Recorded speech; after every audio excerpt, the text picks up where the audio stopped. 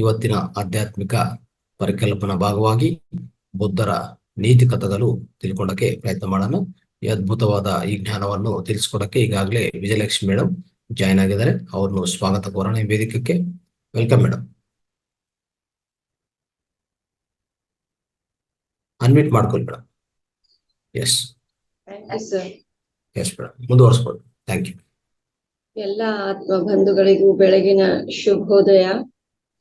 ನಮ್ಮ ಗುರುಗಳಾದಂತ ಬ್ರಹ್ಮರ್ಷಿ ಪಿತಾಮಹ ಪತ್ರಿಜಿ ಗುರುಗಳಿಗೆ, ಗುರುಮಾತೆಯಾದ ಸ್ವರ್ಣಮಾಲಾ ಪತ್ರಿ ಅಮ್ಮನವರಿಗೆ ಶತಕೋಟಿ ಪ್ರಣಾಮಗಳನ್ನು ಸಲ್ಲಿಸುತ್ತಾ, ಮಹಾವತಾರ್ ಫೌಂಡೇಶನ್ ಅವರಿಗೆ ನನ್ನ ಶತಕೋಟಿ ಧನ್ಯವಾದಗಳು. ನನ್ನನ್ನ ಈ ಬುದ್ಧನ ನೀತಿ ಕಥೆಗಳು ಹೇಳೋದಿಕ್ಕೆ ನನ್ನನ್ನ ಆರಿಸ್ಕೊಂಡಿದ್ದಕ್ಕೆ ಆ ಫೌಂಡೇಶನ್ ಎಲ್ಲ ವರ್ಕರ್ಸ್ಗೂ ನನ್ನ ಕೋಟಿ ಕೋಟಿ ಪ್ರಣಾಮಗಳು, ಕೋಟಿ ಕೋಟಿ ಧನ್ಯವಾದಗಳು. ರಂಗನಾಥ್ ಸರ್, ನಿಮಗೂ ಕೋಟಿ ಪ್ರಣಾಮಗಳು, ಧನ್ಯವಾದಗಳು. ಬುದ್ಧನ ನೀತಿ ಕಥೆಗಳು. ಬುದ್ಧ ಅಂದ್ರೇನೆ ಒಂದು ಅದ್ಭುತ ಮಹಾಚೇತನ. ಬುದ್ಧನ ಅವತಾರನೇ ನಮ್ಮ ಪತ್ರಿ ಗುರುಗಳು ಅಂತ ನಾವು ಅಂದ್ಕೊಂಡು ಬಂದಿದ್ದೇವೆ. ಈ ಬುದ್ಧನ ಕಥೆಗಳು ಬೇರೆ ಅಲ್ಲ, ಪತ್ರಿಜಿ ಗುರುಗಳು ಹೇಳಿರೋದು ಬೇರೆದಲ್ಲ. ಪತ್ರಿಜಿ ಗುರುಗಳು ಏನ್ 18 ಸೂತ್ರಗಳನ್ನ ತಗೊಂಡ್ ಬಂದಿದ್ದಾರೆ, ಅವೇ ಇದು ಬುದ್ಧನ ಕಥೆಗಳು ಆಳಗೊಂಡಿದ್ದಾವೆ. ಎಷ್ಟು ಅದ್ಭುತವಾದ ಕಥೆಗಳು. ಈ ಬುದ್ಧನ ಬಗ್ಗೆ ಹೇಳಲಿಕ್ಕೆ ನನಗ ಅನುವು ಮಾಡಿಕೊಟ್ಟು ನಾನೇ ಎಷ್ಟು ಧನ್ಯವಂತಳಂತ ಅನಿಸ್ತಾ ಇದೆ. ಆ ಬುದ್ಧನ ಬಗ್ಗೆ ಒಂದೆರಡು ಅವ್ರ ಕತೆ ಮುಖಾಂತರ ನನಗೆ ಹೇಳೋ ಅವಕಾಶ ಸಿಕ್ಕಿದೆ. ಆ ಬುದ್ಧ ಭಗವಾನರಿಗೂ ನನ್ನ ಶತಕೋಟಿ ಪ್ರಣಾಮಗಳನ್ನು ಸಲ್ಲಿಸ್ತೀನಿ. ಸ್ವಲ್ಪ ಸೌಂಡ್ ಸ್ವಲ್ಪ ಕಡಿಮೆ ಆಗ್ತಾ ಇದೆ, ಜಾಸ್ತಿ ಆಗ್ತಾ ಇದೆ, ಸ್ವಲ್ಪ ನೋಡ್ಕೊಳ್ಳಿ. ಹೌದಾ ಸರ್? ಒಂದೇ ರೀತಿಯಲ್ಲಿ ಬರ್ತಾ ಇಲ್ಲ, ಕಡಿಮೆ ಆಗ್ತಾ ಇದೆ, ಹೆಚ್ಚಾಗ್ತಾ ಇದೆ, ಸ್ವಲ್ಪ ಮೇಂಟೈನ್ ಮಾಡಿ. ಈಗ ಸರಿ ಕೇಳ್ತಾ ಇದೆ? ಎಸ್ ಮೇಡಮ್, ಈಗ ಸರಿ ಇದೆ. S, okay. ಮೊದಲದ ಕತೆ ಬಂದ್ಬಿಟ್ಟು ಒಬ್ಬ ಬಸವನ ಕತೆ. ಅಂದ್ರೆ ಅವನ ಹೆಸರು ಬಸವ. ತ್ಯಾಗ ಮನೋಭಾವನೆ, ಅವನ ತ್ಯಾಗ ಮನೋಭಾವನೆ ಯಾವ ರೀತಿ ಇದೆ ಅನ್ನೋದನ್ನ ತಿಳಿಸ್ಕೊಡೋದ್ರ ಮುಖಾಂತರ ಈ ಕತೆ. ಬಸವ ಅನ್ನೋ ಒಂದು ಊರಲ್ಲಿ ಇರ್ತಾನೆ. ಅವನು ಬಹಳ ಬಡವ ಇರ್ತಾನೆ. ಮತ್ತೆ ಯಾವ ಫ್ಯಾಮಿಲಿ ಇರೋದಿಲ್ಲ ಅವನಿಗೆ. ತಂದೆ ತಾಯಿ ಆಗ್ಲಿ ಬಂಧು ಬಳಗ ಯಾರು ಇರೋದಿಲ್ಲ. ಮತ್ತು ಅವನು ಬಹಳ ಬಡವಾಗಿರ್ತಾನೆ. ದಿನವೂ ದುಡಿಬೇಕು, ಊಟ ಮಾಡ್ಬೇಕು. ತಾನು ಏನ್ ದುಡಿತಾನ, ಎಷ್ಟು ದುಡಿತಾನ ಅಷ್ಟ್ರಲ್ಲಿ ಅವನ ಊಟ. ಹೀಗೆ ದಿನವೂ ದುಡಿತಾ ಇರ್ತಾನೆ. ಆಮೇಲೆ ತನಗೆ ಎಷ್ಟು ಸಿಗುತ್ತೋ ಅಷ್ಟರಲ್ಲಿ ತೃಪ್ತಿ ಪಟ್ಕೊಂಡು 1 ರೊಟ್ಟಿನೋ 2 ರೊಟ್ಟಿನೋ ತಿಂತಾ ಬರ್ತಾ ಇರ್ತಾನೆ. ಈಗ ಒಂದಿನ 4 ರೊಟ್ಟಿ ಮಾಡಿಟ್ಟು ಸ್ನಾನಕ್ಕಂತೂ ಹೋಗಿರ್ತಾನ. ಸ್ನಾನ ಮಾಡಿ ಬರೋದ್ರೊಳಗ ಅಲ್ಲಿ 1 ರೊಟ್ಟಿ ಖಾಲಿ ಆಗಿರುತ್ತ. ಬಂದು ಊಟ ಮಾಡ್ಲಿಕ್ಕೆ ಕುತ್ಕೊಳ್ತಾನೆ. 4 ರೊಟ್ಟಿಯಲ್ಲಿ 3 ರೊಟ್ಟಿ ಇರ್ತವೆ. ಯಾಕೆ ಇವತ್ತು 3 ರೊಟ್ಟಿ ಇದಲ್ಲ, ನಾನು ದಿನವೂ 4 ರೊಟ್ಟಿ ಮಾಡಿಡೋದು, ಇರ್ಲಿ ಪರವಾಗಿಲ್ಲ ಏನು ಅಂತ ಹೇಳಿ ಅವತ್ತಿನ ದಿನ ಹಾಗೆ ಊಟ ಮಾಡಿ ಹೋಗ್ತಾನೆ.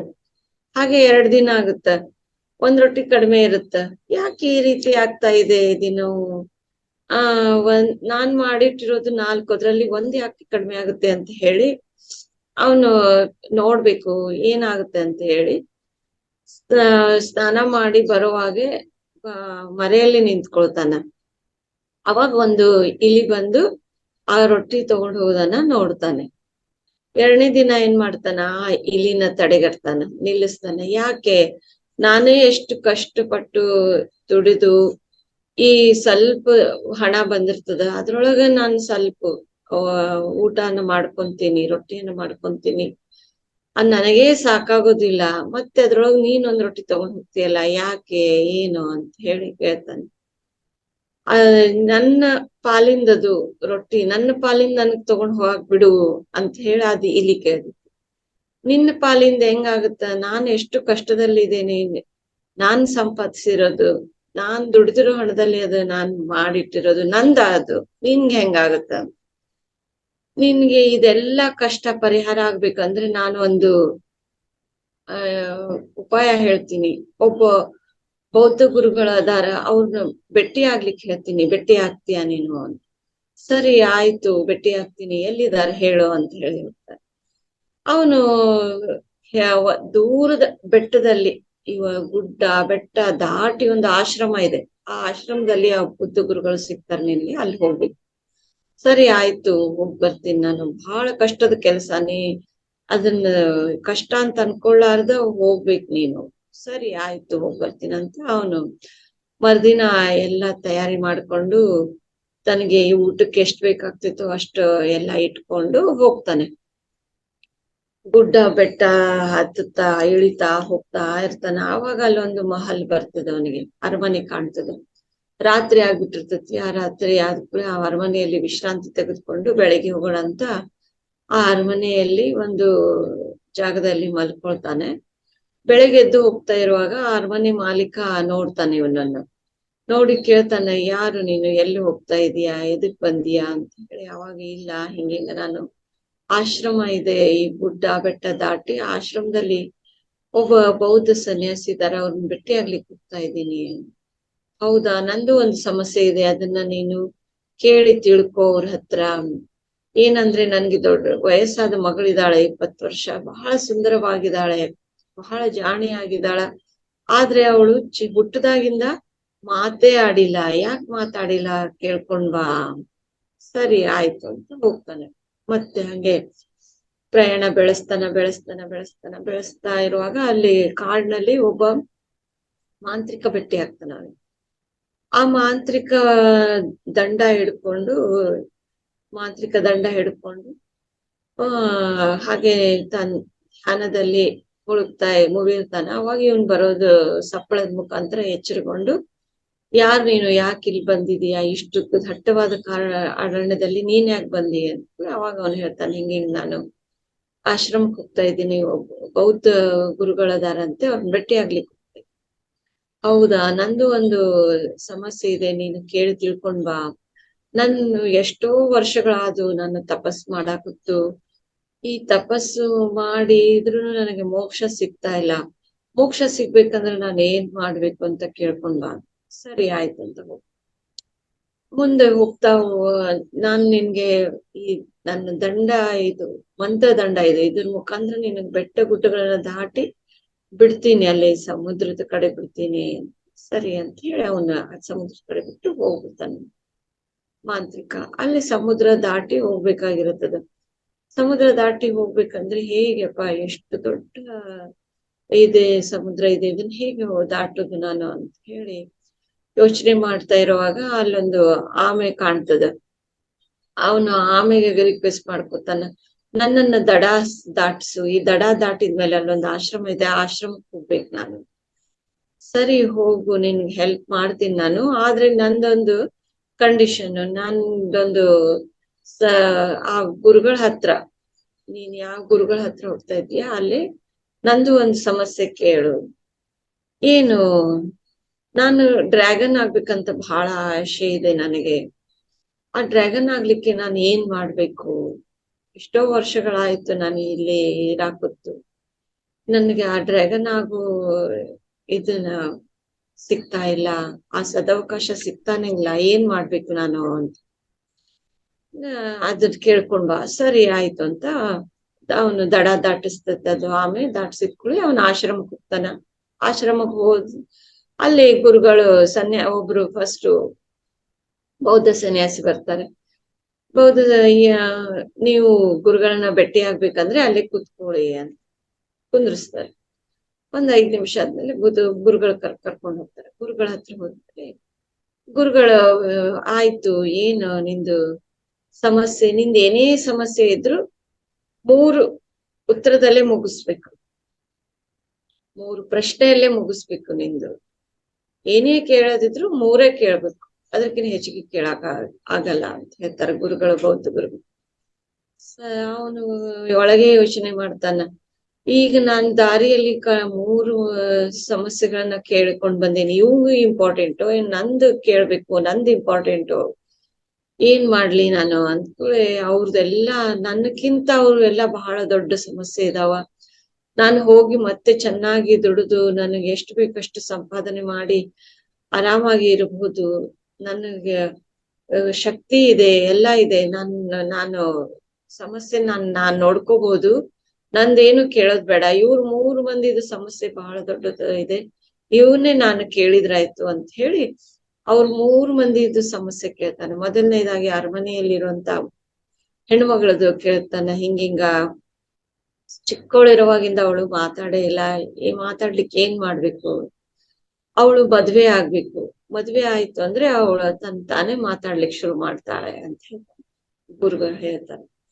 ಎರಡನೇದ್ದು ಒಬ್ಬ ಮಾಂತ್ರಿಕ, ಅವನು ಮೋಕ್ಷನೇ ಸಿಕ್ಕಿಲ್ಲ ಅಂತ ಹೇಳಿ ಕೇಳ್ತಾ ಇದ್ದಾನೆ. ಮೋಕ್ಷ ಸಿಗ್ಬೇಕಂದ್ರೆ ಏನ್ ಮಾಡ್ಬೇಕು, ಅವನು ದಂಡನ ತ್ಯಜಿಸ್ಬೇಕು, ಅಂದ್ರೆ ದಂಡನ ತ್ಯಾಗ ಮಾಡ್ಬೇಕು, ಅವಾಗ ಅವನಿಗೆ ಮೋಕ್ಷ ಸಿಗುತ್ತೆ. ತನ್ನ ಮಂತ್ರದಂಡವನ್ನ ತ್ಯಾಗ ಮಾಡ್ಬೇಕು. ಮೂರನೇದ್ದು ಆಮೇದ್ ಕೇಳ್ತಾನ. ಆಮೆಗೆ ಡ್ರ್ಯಾಗನ್ ಆಗ್ಬೇಕಂತ ಬಹಳ ಆಸೆ, ಆಕಾಶದಲ್ಲಿ ಹಾರಾಡ್ಕೊಂಡು ಓಡಾಡ್ಕೊಂಡು ಇರ್ಬೇಕಂತ ಆಸೆ ಅಂತ. ಅದು ಏನ್ ಮಾಡ್ಬೇಕು, ಅದು ಆಮೆ ತನ್ ಮೇಲಿರೋ ಕವಚನ ತ್ಯಜಿಸ್ಬೇಕು. ತನ್ ಮೇಲಿರೋ ಕವಚ ತ್ಯಜಿಸ್ತು ಅಂದ್ರೆ ಆಟೋಮೆಟಿಕ್ ಆಗಿದ್ದ ಡ್ರ್ಯಾಗನ್ ಆಗಿ ಹಾರಿ ಹೋಗ್ತದ. ಅವಾಗ ಅವನು ಆಯ್ತು, ಖುಷಿ ಆಯ್ತು, ಸಂತೋಷ ಆಯ್ತು ಅಂತ ಹೇಳಿ ಬೌದ್ಧ ಗುರುಗಳಿಗೆ ನಮಸ್ಕಾರ ಮಾಡಿ ಹೊಳ್ಳಿ ಬರ್ತಾನೆ. ಬಂದು ಆವಾಗ ಆಮೇನ್ ಭೇಟಿ ಆಗ್ತಾನೆ. ಆಮೇಲೆ ಹೇಳ್ತಾನ, ಹಿಂಗ ನೀನ್ ಸಮಸ್ಯೆಯಿಂದ ಹೊರಗ್ ಬರ್ಬೇಕು, ನಿನ್ನ ಸಮಸ್ಯೆ ಅಂದ್ರೆ ನಿನ್ನ ಕವಚನ ತ್ಯಾಗ ಮಾಡ್ಬೇಕು. ಹೌದಾ, ಸರಿ, ಈಗ್ಲೇ ತ್ಯಾಗ ಮಾಡ್ತೀನಿ ಅಂತ ಕವಚ ತೆಗೆದ್ಬಿಡು. ಅದ್ರಲ್ಲಿ ಎಷ್ಟೊಂದು ಮುತ್ತು ರತ್ನ ಹವಳಗಳೆಲ್ಲ ಇರ್ತಾವ, ಅದೆಲ್ಲ ಇವನಿಗೆ ದಾರೆ ಎರಿತಾನ. ಬಸವ ಅನ್ನೋನಿಗೆ ದಾರೆ ಎರೆದು, ನಾನ್ ನಿನ್ಗೆ ಮಾಂತ್ರಿಕನ್ ಕಡೆ ಬಿಡ್ತೀನಿ ಬಾ ಅಂತ ಹೇಳಿ ಡ್ರ್ಯಾಗನ್ ಆಗಿ ಮಾಂತ್ರಿಕನ್ ಕಡೆ ಕರ್ಕೊಂಡ್ ಬರ್ತಾನೆ. ಮಾಂತ್ರಿಕನ ಹತ್ರ ಕರ್ಕೊಂಡ್ ಬಂದ್ಮೇಲೆ ಅವನ್ ಮಾಂತ್ರಿಕ ಹೇಳ್ತಾನೆ, ನೀನು ದಂಡನ ತ್ಯಜಿಸ್ಬೇಕು, ನಿನ್ನ ಮಂತ್ರದಂಡನ ತ್ಯಜಿಸಿದ್ರೆ ನಿನಗೆ ಮೋಕ್ಷ ಸಿಗುತ್ತೆ ಅಂತ ಹೇಳಿದ್ದಾರೆ ಗುರುಗಳು.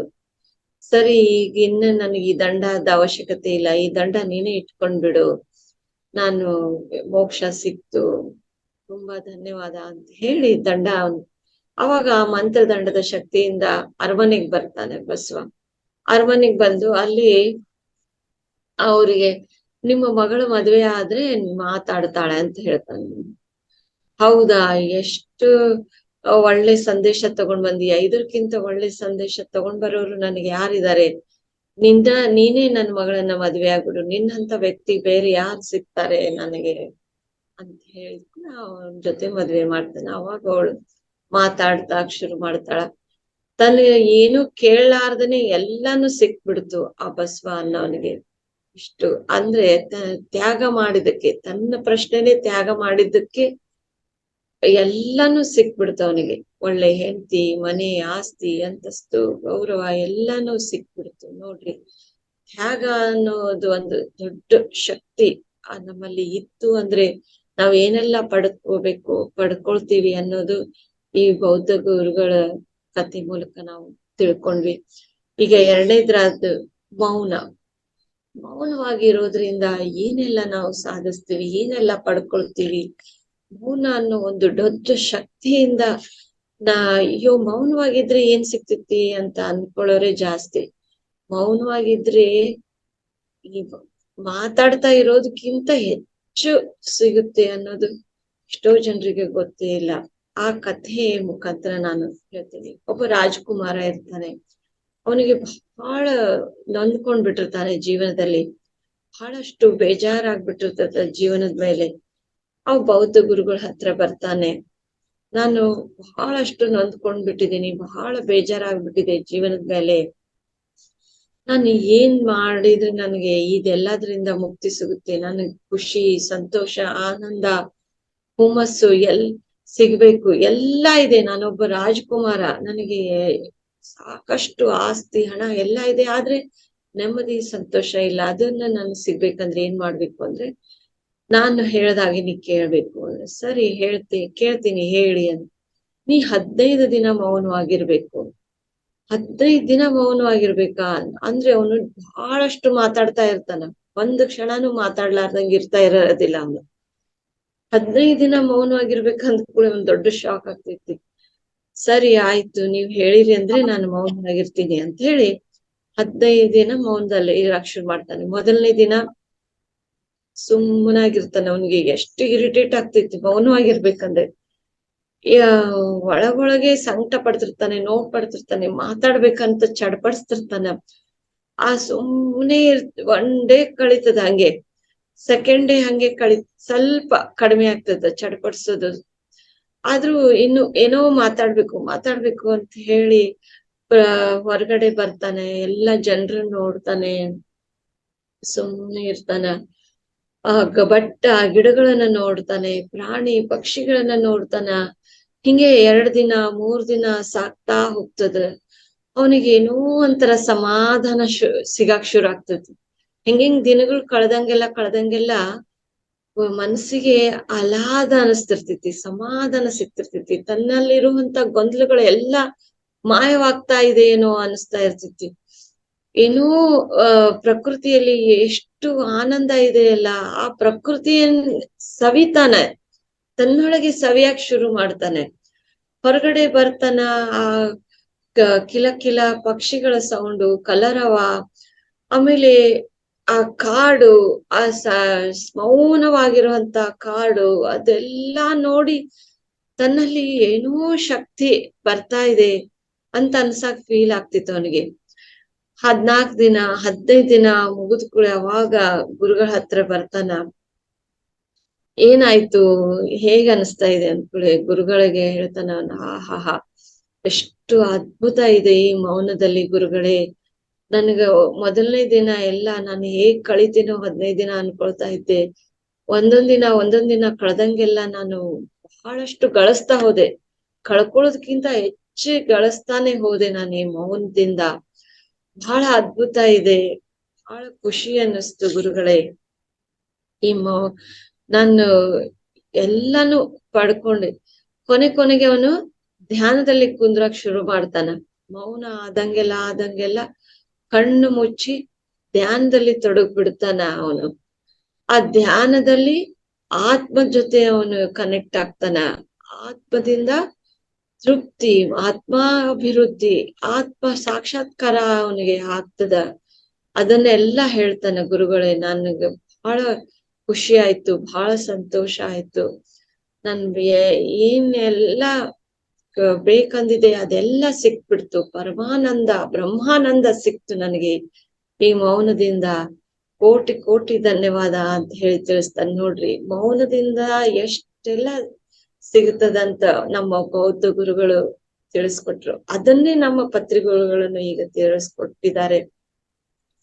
ಮೌನವಾಗಿ ಇದ್ರೆ ಏನೆಲ್ಲ ಪಡ್ಕೋಬೇಕು ಅನ್ನೋದು ನಮಗ ಧ್ಯಾನದ ಮುಂಚೆ ಗೊತ್ತೇನೆ ಇರ್ಲಿಲ್ಲ. ಹಂಗೆ ಯಾವ್ದು ಬೇಡ ಯಾವ್ದು ಬೇಕು ಅನ್ನೋ ಪರಿಜ್ಞಾನ ಇಲ್ದಂಗ ಮಾತಾಡ್ತಾನೇ ಇರ್ತಾ ಇದ್ವಿ. ಜ್ಞಾನ ಅನ್ನೋದೇ ಇರ್ತಾ ಇದ್ದಿಲ್ಲ. ಏನ್ ಮಾತಾಡ್ಬೇಕು ಏನ್ ಮಾತಾಡ್ಬಾರ್ದು ಅನ್ನೋ ಜ್ಞಾನ ಇರ್ತಿದ್ದಿಲ್ಲ. ಅಜ್ಞಾನದಿಂದ ಮಾತಾಡ್ತಾ ಇದ್ವಿ, ಹೆಚ್ಚು ಮಾತಾಡ್ತಾ ಇದ್ವಿ, ಹೆಚ್ಚು ಎನರ್ಜಿ ನಾವು ಕಳ್ಕೊಳ್ತಾ ಇದ್ವಿ. ಮೌನವಾಗಿರೋದ್ರಿಂದ ಹೆಚ್ಚು ಎನರ್ಜಿ ಪಡ್ಕೋತೀವಿ, ಹೆಚ್ಚು ಲಾಭನ ನಾವು ಪಡ್ಕೋತೀವಿ. ಎಷ್ಟು ಸೊಗಸಾಗಿದೆ ಅಲ್ವಾ ನಮ್ಮ ಬೌದ್ಧ ಗುರುಗಳದ್ದು ಒಂದು ಈ ಕಥೆ. ಅದೇ ರೀತಿ ಇನ್ನೊಂದು ಕತೆ ಯಾವ್ದು ಅಂದ್ರೆ ಚಿಂತಿಸಿ ಕೊರಗೋದು. ಸುಮ್ಮನೆ ಚಿಂತೆ ಮಾಡಿ ಕೊರಗೋದು.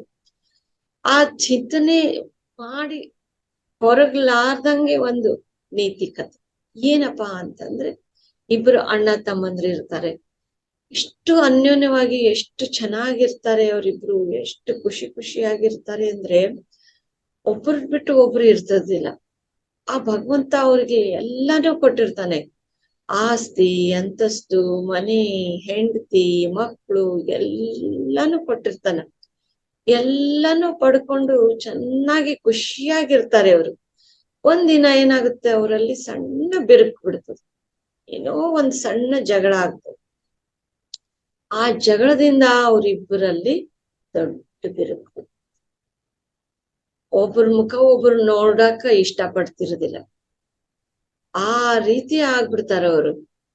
ಮಾತಾಡೋದು ದೂರ ಇರ್ಲಿ, ಒಬ್ಬರನ್ನೊಬ್ರು ಭೇಟಿಯಾಗೋದು ಮಾತಾಡೋದು ಕೂಡ ಬೇಡ ಅಂತೇಳಿ ಅಷ್ಟು ಸಿಟ್ಟು ಕುಟ್ಕೊಂಡ್ಬಿಡ್ತದ. ಇಡೀ ಊರಿಗೆ ಮಾದರಿಯಾಗಿರ್ತಾರ ಅವ್ರಿಬ್ರು. ಇದ್ರ ಅಂತ ಅಣ್ಣ ತಮ್ಮಂದ್ರ ಇರ್ಬೇಕು ನೋಡು, ಎಷ್ಟು ಅನ್ಯೋನ್ಯವಾಗಿದಾರ, ಎಷ್ಟು ಚೆನ್ನಾಗಿದಾರ ಅಂತ ಹೇಳ್ತಾ ಇರೋರು ಇವ್ರ ಜಗಳ ಆಡೋದನ್ನ, ಕಿತ್ತಾಡೋದನ್ನ ನೋಡಿ ಎಂತ ಆಗ್ಬಿಟ್ರಲ್ಲ ಇವ್ರು, ಹೆಂಗ ಆಗ್ಬಿಡ್ತಲ್ಲ ಅಂತ ಹೇಳಿ ಬೇಜಾರಾಗ್ತೈತಿ. ಎಷ್ಟೋ ವರ್ಷಗಳು ಕಳಿತಾವ, 50 ವರ್ಷ ಆಗುತ್ತಾವ, 50 ವರ್ಷದ ಮನುಷ್ಯರಾಗ್ತಾರ ಅವ್ರು. ಅಂದ್ರೆ ಮಕ್ಕಳು ಮದ್ವೆ ವಯಸ್ಸಿಗೆ ಬರ್ತಾರ, ಅಷ್ಟು ವರ್ಷ ಆದ್ರೂ ಅವರಲ್ಲಿ ಜಗಳ ಮುಗಿಯೋದೇ ಇಲ್ಲ, ಒಬ್ರಿಗೊಬ್ರು ಕೂಡೋದೇ ಇಲ್ಲ, ದೂರನೇ ಇರ್ತಾರ. ಮಗಳು ಮದ್ವೆ ಆಗ್ತದ, ಮದ್ವೆ ವಯಸ್ಸಿಗೆ ಬಂದಿರ್ತಾಳ, ಅವಾಗ ತಮ್ಮ ಏನ್ ಯೋಚನೆ ಮಾಡ್ತಾನ, ಮಗಳು ಮದ್ವೆ ಆಗ್ತಾ ಇದೆ, ನನ್ನ ಸಂಬಂಧಿಕ ಅಂತ ಇರೋದು ಅಣ್ಣ ಒಬ್ನೇ, ನನ್ಗೆ ಯಾರು ಇಲ್ಲ. ಆ ಅಣ್ಣನ ಜೊತೆ ಹೋಗಿ ನಾನ್ ಮಾತಾಡಿ ಕ್ಷಮೆ ಕೇಳಿ ಮದ್ವೆಗ್ ನಿಂತು ತಾನೇ ನಿಂತು ಎಲ್ಲ ಓಡಾಡಿ ಮದ್ವೆ ಮಾಡೋ ಹಂಗ ಕೇಳ್ಕೊಂತೀನಿ, ಕ್ಷಮೆ ಕೇಳ್ಕೊಂತೀನಿ ಅಂತ ಹೇಳಿ ಅಣ್ಣನ್ ಮನೆಗ್ ಹೋಗ್ತಾನ. ಅವನು ಅಣ್ಣನ್ ಮನೆಗ್ ಹೋಗಿ, ಅಣ್ಣ ನಾನು ಮಾಡಿದ್ದಕ್ಕೆ ಬಹಳ ತಪ್ಪು, ನನ್ನನ್ನು ಕ್ಷಮಿಸು, ಮಗಳು ಮದ್ವೆ ಇದೆ, ಮಗಳು ಮದ್ವೆಗೆ ನೀನೇ ಮುಂದ್ ನಿಂತ್ಕೊಂಡು ಮದ್ವೆ ಮಾಡ್ಬೇಕು, ನಾನ್ ಏನೇ ತಪ್ಪು ಮಾಡಿದ್ರು ದಯವಿಟ್ಟು ನನಗ್ ಕ್ಷಮಿಸು, ಅತ್ತಿಗೆ ನನಗ್ ಕ್ಷಮಿಸ್ರಿ, ನೀವು ನಿಂತ್ಕೊಂಡು ಮದ್ವೆ ಮಾಡ್ಬೇಕು, ಖುಷಿಯಾಗಿ ಮದ್ವೆ ಮಾಡೋಣ, ನನ್ ಮಗಳು ಮದ್ವೆ ಮಾಡೋಣ ಅಂತ ಹೇಳಿ ಕೇಳ್ಕೊಂತ ನಾನು. ಆದ್ರೆ ಅಣ್ಣ ನಗೋದೇ ಇಲ್ಲ, ಬೇಜಾರ್ದಿಂತ ಹೊರಗನೆ ಬರೋದಿಲ್ಲ, ಅವನು ಸುಮ್ನೆ ಹಂಗೆ ನಿಂತ್ಕೊಂಡಿರ್ತಾನ. ಅಷ್ಟೆಲ್ಲಾ ಹೇಳಿ ಕ್ಷಮೆ ಕೇಳಿ ಮನೆಗ್ ಬರ್ತಾನ. ತಮ್ಮ ಮನೆಗ್ ಬಂದು ಯೋಚನೆ ಮಾಡ್ತಾ ಇರ್ತಾನೆ, ಯಾಕೋ ಅಣ್ಣ ಖುಷಿಯಾಗಿರ್ಲೇ ಇಲ್ಲ, ನನ್ನನ್ನು ಸ್ವೀಕರಿಸ್ಲೇ ಇಲ್ಲ ಅಲ್ಲ ನನ್ನ ಅಣ್ಣ, ಯಾಕೆ ಬೇಜಾರಿಂದ ಇದ್ದ ಅವನು, ಇನ್ನೂ ಅದನ್ ಮರ್ತೇ ಇಲ್ಲೋ ಏನೋ, ಹಿಂದಿಂದು ಸನ್ನಿವೇಶ ಮರ್ತೇ ಇಲ್ಲೇನೋ, ಆ ಸಿಟ್ಟು ಮರ್ತೇ ಇಲ್ಲೇನೋ ಅಂತ ಹೇಳಿ ಯಾವಾಗ್ಲೂ ಅವ್ರಿಬ್ರು ಅಣ್ಣ ತಮ್ಮಂದ್ರು ಬೌದ್ಧ ಗುರುಗಳ ಕಡೆ ಹೋಗ್ತಾ ಇರ್ತಾರ. ಅದೇ ರೀತಿ ಅವನು ಬೌದ್ಧ ಗುರುಗಳ ಕಡೆ ಹೋಗ್ತಾನ, ಹೋಗಿ ಕೇಳ್ಕೊಂತಾನ, ನೋಡ್ರಿ ಗುರುಗಳೇ, ಎಷ್ಟು ವರ್ಷದಿತ್ರ ಈ ಬಿರುಕನ್ನ ತೆಗ್ದು ಹಾಕೋಣ ಅಂತ ನಮ್ಮ ಅಣ್ಣನ ಹತ್ರ ಹೋದೆ, ನಾನು ಕ್ಷಮೆ ಕೇಳ್ದೆ, ಇನ್ಮ್ಯಾಲೆ ನಾವು ಕೂಡೇ ಇರೋಣ, ನನ್ನ ಮಗಳ ಮದ್ವೆ ಮಾಡೋಣ ಅಂತ ಎಷ್ಟು ಕೇಳ್ಕೊಂಡ್ರು, ಅಂಗ್ಲ ಹಚ್ಚಿದ್ರು, ನನ್ನ ಅಣ್ಣನ ಮುಖದಲ್ಲಿ ನಗುನೇ ಬರ್ಲಿಲ್ಲ, ಒಪ್ಕೊಳ್ಳೇ ಇಲ್ಲ ನನ್ನನ್ನ ಅಂತ ಹೇಳ್ತಾನೆ. ಅವಾಗ ಬೌದ್ಧ ಗುರುಗಳೇ, ನೀವೇ ಏನಾದ್ರೂ ಮಾಡಿ ದಯವಿಟ್ಟು ಅಂತ ಹೇಳಿ ಕೇಳ್ಕೊಂಡು ಮನೆಗ್ ಬರ್ತಾನ. ಅವಾಗ ಮರ್ದಿನ ಅವತ್ತು ತಮ್ಮ ಹೋಗಿರೋದಿಲ್ಲ, ಅಣ್ಣ ಮಾತ್ರ ಹೋಗಿರ್ತಾನೆ. ಅವತ್ತ ದಿನಾ ಭೇಟಿ ಆಗಕ್ ಹೋದಾಗ ಅಣ್ಣ ಬಂದಿರೋದಿಲ್ಲ, ತಮ್ಮ ಬಂದಿರೋದಿಲ್ಲ, ಅಣ್ಣ ಒಬ್ನೇ ಹೋಗಿರ್ತಾನ. ಅವಾಗ ಅಣ್ಣ ಹೋಗ್ತಾನ. ಅಣ್ಣ ಹೋಗಿ ಗುರುಗಳ ಹತ್ರ ನಮಸ್ಕಾರ ಮಾಡ್ತಾನ. ನಮಸ್ಕಾರ ಮಾಡಿ, ನಾನ್ ನಿನ್ಗ ಒಂದು ಪ್ರಶ್ನೆ ಕೇಳ್ತೀನಿ, ಹೇಳ್ತೀಯ? ಏನ್ ಗುರುಗಳೇ ಕೇಳಿ. ಮೊನ್ನೆ ನಾನು ಏನೋ ಒಂದು ಒಳ್ಳೆ ಮಾತು ಹೇಳಿದ್ದೆ, ಹಿಂಗೆ ದಿನಾ ಕ್ಲಾಸಿಗೆ ಬರ್ತಿರಲ್ಲ, ಸತ್ಸಂಗ ನೀವಿಬ್ರು ಅಣ್ಣ ತಮ್ಮಂದ್ರು ಹಿಂಗೆ ದಿನಾ ಕ್ಲಾಸಿಗೆ ಬರುವಾಗ ಮೊನ್ನೆ ನಾನು ಒಳ್ಳೆ ವಿಚಾರ ಹೇಳ್ದೆ, ಅದು ನೆನ್ಪಿದೆಯಾ ನಿನಗೆ? ಇಲ್ಲ, ಏನು? ಮೊದಲಿಗೆ ಏನ್ ಹೇಳ್ತಾನೆ ಅಂತಂದ್ರೆ, ಅವನು ಗುರುಗಳು ಹೇಳ್ತಾರೆ, ನೀನು ತಮ್ಮನ ಮದ್ವೆಗ್ ಹೋಗ್ಬೇಕು, ಅವನಷ್ಟು ಕರೆದು ಹೋಗಿದಾನಲ್ಲ, ತಪ್ಪಾಯ್ತಂತ ಕೇಳ್ಕೊಂಡಿದಾನಲ್ಲ, ಯಾಕೆ ಹೋಗೋದಿಲ್ಲ ತಮ್ಮನ ಮದ್ವೆಗೆ ಅಂತಂತ. ಇಲ್ಲ ಗುರುಗಳೇ, ಅವನು ಮಾಡಿರೋದು, ಅವನು ನನಗ್ ಹೊಡೆದಿರೋದು ಎಲ್ಲ ನೆನಪಾಗ್ತಾವು. ಅಂಚು ಗುರುಗಳಿಗೆ ತಿಳಿಸ್ತಾನ, ಅವನು ಏನೇನ್ ಮಾಡಿದ ತಮ್ಮ ಅಂತೇಳಿ, ಏನೇನ್ ಮಾತಾಡ್ದ, ಎಷ್ಟೋ ವರ್ಷಗಳ ಹಿಂದೆ ನಡೆದ ಘಟನೆನ ತಿಳಿಸ್ತಾನ ಅವನು. ಅಂಚು ಒಂದೊಂದು ವಿಷಯನು ಬಿಡ್ಲಾರ್ದಂಗೆ ಎಲ್ಲಾ ತಿಳಿಸ್ತಾನ. ಅವಾಗ ಗುರುಗಳು ಹೇಳ್ತಾರ, ಸರಿ ನೀನು ಎಲ್ಲಾನು ಹೇಳ್ದ್ಯಾ, ಮೊನ್ನೆ ನಡೆದಿರೋದು ಒಂದು ಒಳ್ಳೆ ವಿಚಾರ ನಾನು ಹೇಳ್ದೆ, ಸತ್ಸಂಗ ನಾನು ಕೊಟ್ಟಿದ್ದೆ, ಅದು ನೆನ್ಪಿದೆಯಾ ನಿನ್ಗೆ? ಮೊನ್ನೆದು ಒಂದು ಒಳ್ಳೆ ವಿಚಾರ, ಒಳ್ಳೆ ಮಾತದು, ಏನ್ ನೆನ್ಪಿದೆಯಾ ಅಂತ. ಅವಾಗ ನೆನ್ಪಿಸ್ಕೊಳಕ್ ಶುರು ಮಾಡ್ತಾನ. ಇಲ್ಲ ಗುರುಗಳೇ, ನೆನ್ಪಾಗ್ತಾ ಇಲ್ಲ, ಮೊನ್ನೆ ನಡೆದಿರೋದು. ನೋಡು, ಮೊನ್ನೆ ನಡೆದಿರೋದು ವಿಚಾರ ಅಂದ್ರೆ ಒಂದು ಒಳ್ಳೆ ಮಾತ ನಿನಗ್ ನೆನ್ಪಾಗ್ತಾ ಇಲ್ಲ, ಎಷ್ಟೋ ವರ್ಷಗಳ ಹಿಂದೆ ನಡೆದ ಘಟನೆನ ನೀನು ನೆನಪಿಸ್ಕೊಂಡು ಹೊರಗ್ತೀಯಲ್ಲ, ಎಷ್ಟೋ ವರ್ಷಗಳ ಹಿಂದೆ ನಡೆದಿದ್ದ ಘಟನೆನ ಮರ್ತ್ ಬಿಡು ನೀನು. ಮೊನ್ನೆ ನಡೆದಿದ್ದೆ ಹೆಂಗ್ ಮರ್ತ್ ಬಿಟ್ಟಿಯ, ಹಂಗೆ ಅದನ್ನು ಮರ್ತ್ ಬಿಡು, ಏನು ನಡೆದೇ ಇಲ್ಲ ಅನ್ನೋ ತರ ಇದ್ಬಿಡು, ಖುಷಿಯಾಗಿ ನಿನ್ನ ತಮ್ಮನ ಮದ್ವೆಯಲ್ಲಿ ಅಟೆಂಡ್ ಆಗು ಅಂತ ಹೇಳ್ತಾರ ಗುರುಗಳು. ಅವಾಗ ಅವನು, ತಪ್ಪಾಯ್ತು ಗುರುಗಳೇ, ನಾನು ಇನ್ಮೇಲೆ ನಾನು ಅದನ್ನ ನೆನೆಸ್ಕೊಳ್ಳೋದಿಲ್ಲ, ಹಿಂದಿನ ಘಟನೆ ನೆನೆಸ್ಕೊಳ್ಳೋದಿಲ್ಲ, ದಯವಿಟ್ಟು ನನ್ನ ಕ್ಷಮಿಸಿ, ನಾನು ಮಗಳ ತರ ಮುಂದೆ ನಿಂತ್ಕೊಂಡು ಮದ್ವೆ ಮಾಡ್ತೀನಿ ಅಂತ ಹೇಳಿ ಗುರುಗಳಿಗೆ ನಮಸ್ಕಾರ ಮಾಡಿ ಮದ್ವೆಯಲ್ಲಿ ಮುಂದೆ ನಿಂತ್ಕೊಂಡು ಇಬ್ರು ಅಣ್ಣ ತಮ್ಮಂದ್ರು ಮದ್ವೆ ಮಾಡ್ತಾರೆ ಅಂದ್ರೆ ತುಂಬಾ ಚಿಂತೆ ಮಾಡೋದ್ರಿಂದ ಏನು ಉಪಯೋಗ ಇಲ್ಲ, ತುಂಬಾ ಕೊರಗೋದ್ರಿಂದ ಏನು ಉಪಯೋಗ ಇಲ್ಲ. ಹಿಂದಿಂದು ಪಾಸ್ಟ್ ಇಸ್ ಪಾಸ್ಟ್. ನಮ್ ಗುರುಗಳು ಹೇಳ್ತಾರೆ, ಪಾಸ್ಟ್ ಅನ್ನು ನೆನ್ಸ್ಕೋಬಾರ್ದು, ಭವಿಷ್ಯತ್ತನ್ನು ನೆನ್ಸ್ಕೋಬಾರ್ದು, ವರ್ತಮಾನದಲ್ಲಿ ಬದುಕ್ಬೇಕು, ಪ್ರೆಸೆಂಟ್ ನಲ್ಲಿ ನಾವು ಖುಷಿಯಾಗಿರ್ಬೇಕು. ತುಂಬಾ ಚಿಂತಿಸಿ ಕೊರಗೋದ್ರಿಂದ ಏನೇನು ಸಿಗೋದಿಲ್ಲ, ವ್ಯರ್ಥ, ನಮ್ ಜೀವನ ವ್ಯರ್ಥ ಮಾಡ್ಕೊಂತ ಹೋಗ್ತೀವಿ. ಒಂದು ಅದ್ಭುತ ಜೀವನ ಸಿಕ್ಕಿರ್ತೈತಿ, ಅದನ್ನ ನಾವು ಬಹಳ ಅತ್ಯಮೂಲ್ಯವಾದ ಜೀವನನ ನಾವು ಕ್ಷಣ ಕ್ಷಣನ ಅನುಭವಿಸ್ಬೇಕು, ಖುಷಿಯಾಗಿರ್ಬೇಕು ಅಂತ ಹೇಳಿ ಬುದ್ಧ ಭಗವಾನ್ರ ನೀತಿಮತ್ತೆ ಎಷ್ಟು ಚೆನ್ನಾಗಿದೆ. ಕೊನೆಗೆ ಒಂದು ಕತೆ, ಅಂಗುಲಿಮಾಲನ್ ಕಥೆ. ಎಷ್ಟು ಸುಂದರವಾಗಿದೆ ಈ ಕಥೆ ಕೂಡ ಬುದ್ಧ ಭಗವಾನ್ರದು. ಅಂಗುಲಿಮಾಲ ಅನ್ನೋ ಒಬ್ಬ ರಾಕ್ಷಸ ಇರ್ತಾನ, ಅಂದ್ರೆ ಮನುಷ್ಯನೇ ಅವನು, ರಾಕ್ಷಸ ತರ ನಡ್ಕೋತಾ ಇರ್ತಾನೆ ಕಾಡ್ನಲ್ಲಿ. ಅವನು ಜೊತೆ ಜನಗಳು ನಡ್ಕೊಳ್ಳೋ ರೀತಿ, ಅವನ ಜೊತೆ ವ್ಯವಹರಿಸೋ ರೀತಿಯಿಂದ ಅವನು ಹಾಗಾಗ್ಬಿಟ್ಟಿರ್ತಾನ. ಒಬ್ಬ ಒಳ್ಳೆ ವ್ಯಕ್ತಿನೇ ಅವನು, ಆದ್ರೆ ಅವನ ಜೊತೆ ಜನರು ನಡ್ಕೋದ್ರಿಂದ ಅವನು ಜನರ ಮೇಲೆ ದ್ವೇಷ ಹುಟ್ಬಿಟ್ಟಿರ್ತೈತಿ. ಮನುಷ್ಯ ಬೇಡ, ಯಾರು ಬೇಡ, ಅವ್ರ ಮೇಲೆ ಅಷ್ಟು ಸಿಟ್ಟು, ಅಷ್ಟು ದ್ವೇಷ, ಎಷ್ಟು ಸಿಟ್ಟು ತುಂಬಿಕೊಂಡಿರ್ತೈತಂದ್ರೆ ಅವ್ರ ಹೆಬ್ಬರಳನ್ನ ಕಟ್ಟು ಮಾಡಿ ಮಾಲೆಯನ್ನ ಹಾಕೊಂಡಿರ್ತಾರೆ. ಅಂಗುಲಿ ಅಂದ್ರೆ ಹೆಬ್ಬರಳು, ಮಾಲ ಅಂದ್ರೆ ಸರ ಮಾಡಿ ಹಾಕೊಂತ ಬರ್ತಾ ಇರ್ತಾನೆ. ಎಷ್ಟು ಸರಗಳನ್ನ ಮಾಡಿ ಹಾಕೊಂಡಿರ್ತಾರಂದ್ರೆ 999 ಅಂಗುಷ್ಟಿಯನ್ನ ಕಟ್ಟು ಮಾಡಿ ಆ ಸರನ ಹಾಕೊಂಡಿರ್ತಾನೆ. 999 ಅಂಗುಲಿಗಳು ಅವನ ಮಾಲೆಯಲ್ಲಿ ಇರ್ತಾವ. ಕೊನೆ ಒಂದು ಹೆಬ್ಬರಳು ಬೇಕಾಗಿರ್ತೈತೆ ಅವನಿಗೆ. 1000 ಹೆಬ್ಬರಳಿನ ಸರ ಹಾಕೋಬೇಕು ನೀನಂತ ಹೇಳಿರ್ತಾರ. ಅದ್ರ ಪ್ರಕಾರ ಅವನು ಹಾಕೋಬೇಕು, ನನಗ್ ಸಿಗ್ಬೇಕು ಇನ್ನ ಅಂತ ಹೇಳಿ, ಆಯ್ತು ಒಂದೇ ನನಗೆ ಹಾಕೊಂಡ್ಬಿಟ್ರೆ ಮುಗೀತು, 1000 ಆಗ್ಬಿಡ್ತಾವ ಅಂತ ಹೇಳಿ ಅವನ ಒಂದು ಕಾಡಲ್ಲಿ ಒಂದು ಜೋಪಡಿಯಲ್ಲಿ ವಾಸ ಮಾಡ್ತಾ ಇರ್ತಾನ. ಆ ಜೋಪಡಿ ಮನೆಯಲ್ಲಿ ವಾಸ ಮಾಡ್ತಾ ಇರುವಾಗ ಆ ಜಾಗದಲ್ಲಿ ಬೌದ್ಧ ಸನ್ಯಾಸಿ, ಬೌದ್ಧ ಗುರುಗಳು ಹೋಗ್ತಾ ಇರ್ತಾರ. ಜನರು ಹೇಳ್ತಾರ, ಅಲ್ಲಿ ಹೋಗ್ಬೇಡ, ಒಬ್ಬ ರಾಕ್ಷಸ ಅದಾನ, ಅವನು ಯಾರೇ ಹೋದ್ರು ಬಿಡೋದಿಲ್ಲ, ಅವ್ರದ್ದು ಹೆಬ್ಬರಳ ಕಟ್ ಮಾಡ್ಕೊಂಡು ರುಂಡನ ಕಟ್ ಮಾಡ್ಬಿಡ್ತಾನ, ನೀನು ಹೋದ್ರೆ ನಿನ್ನೂ ಉಳ್ಸೋದಿಲ್ಲ ಅವನು, ಹೋಗ್ಬೇಡ್ರಿ ನೀವು. ಸರಿ, ಗೊತ್ತು ನನ್ಗೆ ಅಲ್ಲಿ ಅವನ ಅದಾನ ಅಂತ ಹೇಳಿ. ಇವತ್ತ ಆಗೇ ಬಿಡ್ಲಿ, ತೀರ್ಮಾನ ಆಗ್ಲೇ ಬಿಡ್ಲಿ, ಒಂದು ಅವನು ಚೇಂಜ್ ಆಗ್ಬೇಕು, ಇಲ್ಲ ಒಂದು ನಾನು ದೇಹ ತ್ಯಾಗ ಮಾಡ್ಬೇಕು, ಎರಡರಲ್ಲಿ ಇವತ್ತ ಆಗ್ಲೇಬೇಕು, ನೋಡೋಣ ಏನಾಗುತ್ತ, ಹೋಗ್ತೀನಿ ನಾನು ಹೇಳಿ ಗುರುಗಳು ಬರ್ತಾರ. ಅವನ್ ನೋಡ್ತಾ ಇರ್ತಾನ, ಅಂಗುಲಿಮಾಲ ಸನ್ಯಾಸಿ ಹೋಗ್ತಾ ಇರೋದನ್ನ ನೋಡ್ತಾ ಇರ್ತಾನ. ಅಂಗುಲಿಮಾಲಾಗ ಆ ಬೌದ್ಧ ಗುರುಗಳನ್ನ ನೋಡಿದ್ರೆ ಏನೋ ಒಂಥರ ಆಕರ್ಷಣೆ, ತೇಜಸ್ಸು, ಎಷ್ಟು ಹೊಳಪದ ಎಲ್ಲ ಇವ್ರ ಮುಖದಲ್ಲಿ.